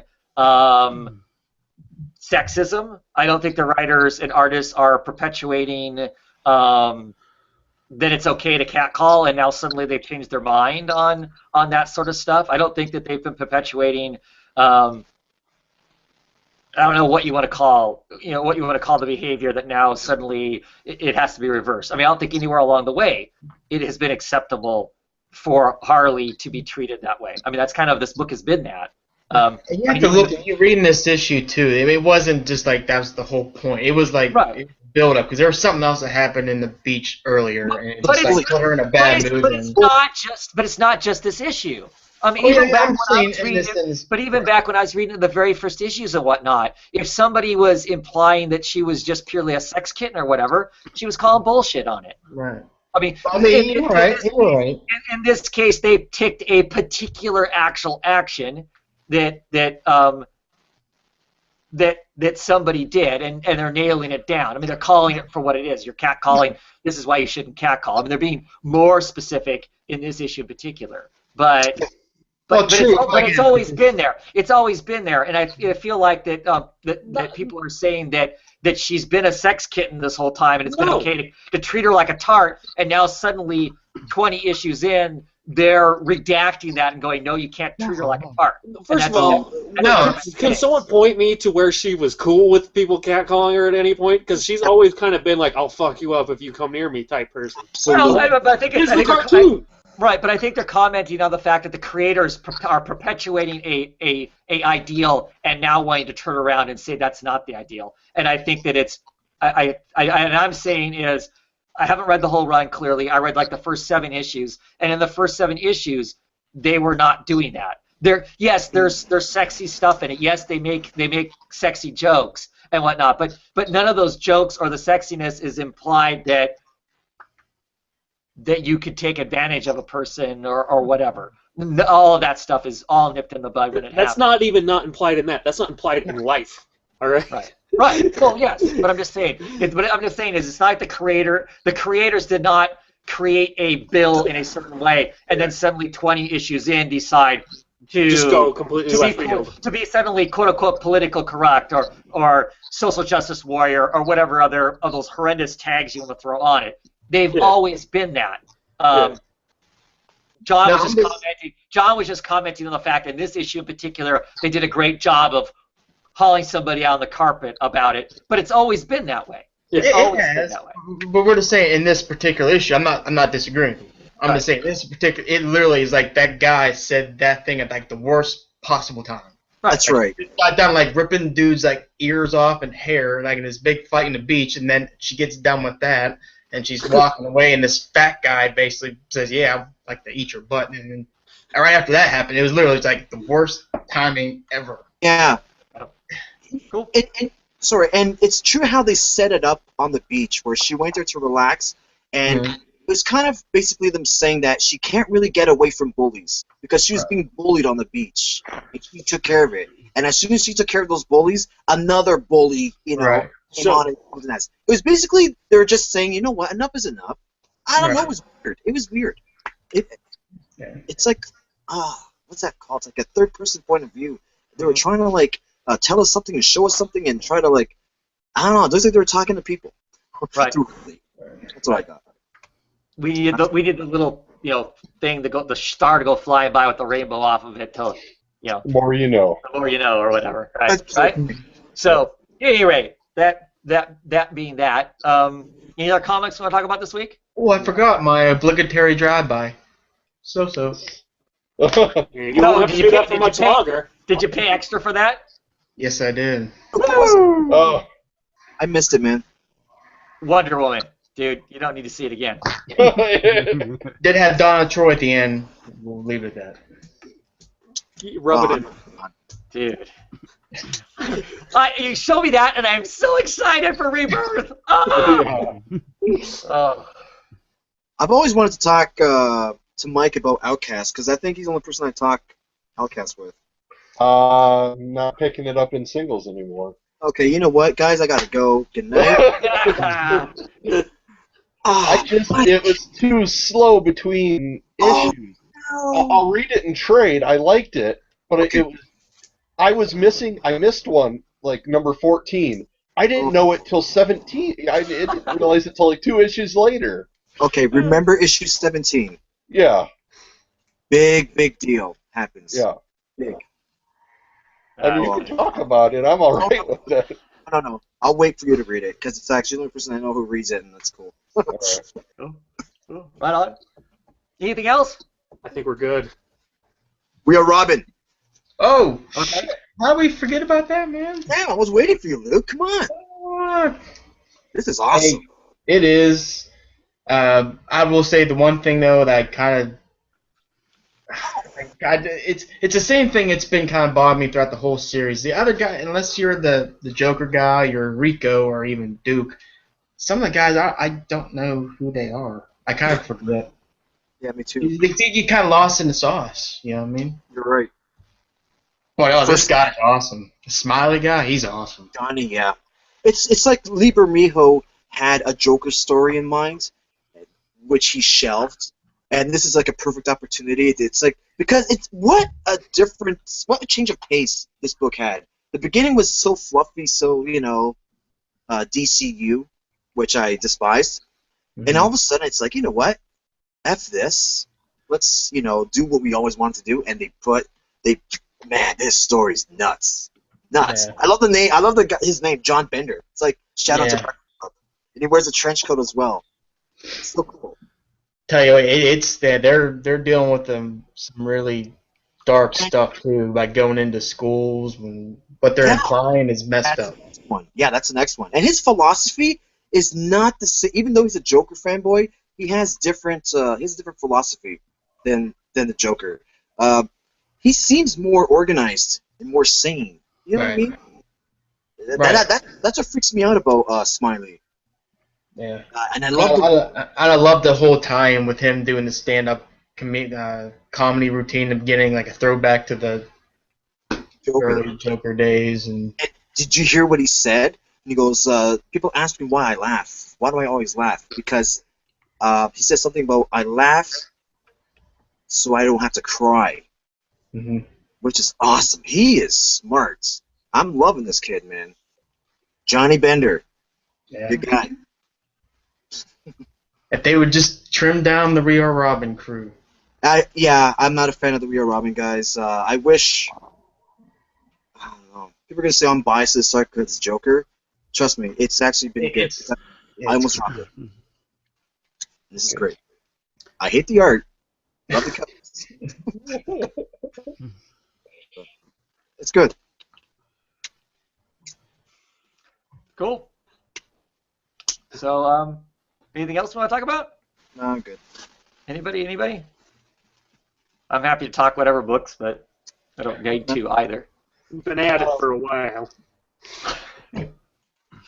The Illuminati is... Sure. So, different artist on this issue. Yeah. I thoroughly enjoyed it because I loved just the little things like the ball and chain coming out of our Wrecking Crew guy's glove, finding out that the Enchantress is really just the young girl from the Young Avengers. Because I had to go back through and find out what her name was. Right, Sophie or whatever, yeah. Yeah. So, I mean, it's enjoyable to see what they're doing with this team, and that I can see now that it's on another upward slope. So I'm ready to see how this goes. So I'm not real familiar with the Red Hood. Is this in character for him to be this smart about jerking Titania's chain to push her to the next level of being like uber powerful? Yes, but it should kick him in the ass by the end of the next arc again. Okay. So, I mean, that's the thing is, yeah, he thinks he's in control of it, but something, I mean, because like he said, he put his soul on loan, or she's got too much power.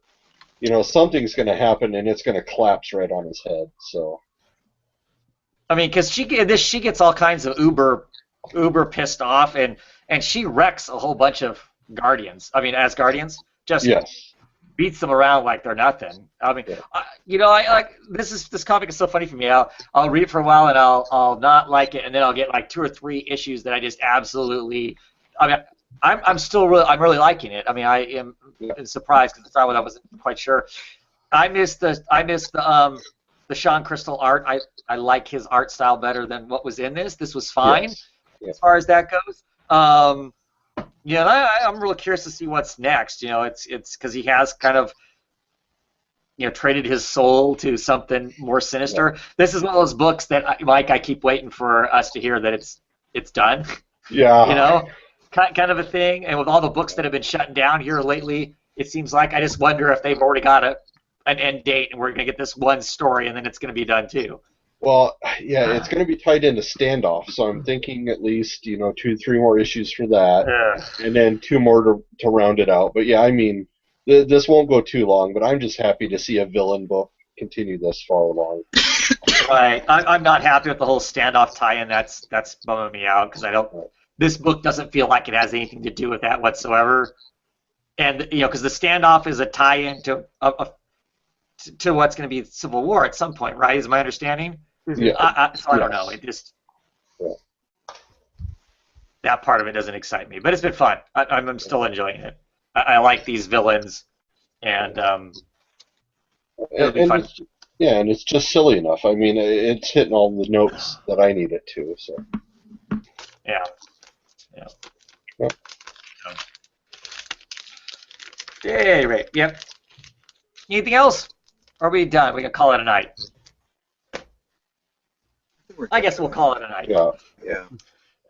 I'm losing my voice if nothing else. Clearly that means I talk too much. So I want to thank you guys for all coming on and talking Rebirth. Clearly we're a bunch of DC fans, or most of us are anyway. I didn't hear Mike say that he was signed up for too many of the books, but the rest of us are all clamoring to buy more books than we can probably read in a month. But like I said, super excited about that. Glad we got to talk about that. Glad we got to talk about the movie some too, and a few of the other books. And thank everyone for tuning in tonight. We're running about 20 people most of the night, which is awesome to have that many people hanging out on a Saturday night and listening to us blather on and on about stuff and whatnot.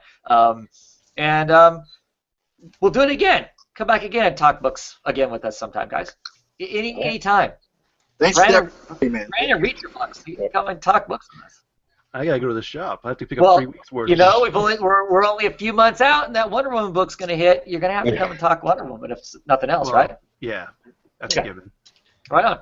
So look forward to all the new stuff, and look forward to chatting books next week. Whoever we get back. I heard a rumor that somebody who used to be on the show on the roundtable with us quite often is going to come back here in the next month or so. So we'll see if that works out. I'm excited for that coming into April. We'll see how that works. Anyway, have a great night, everybody, and see you next week.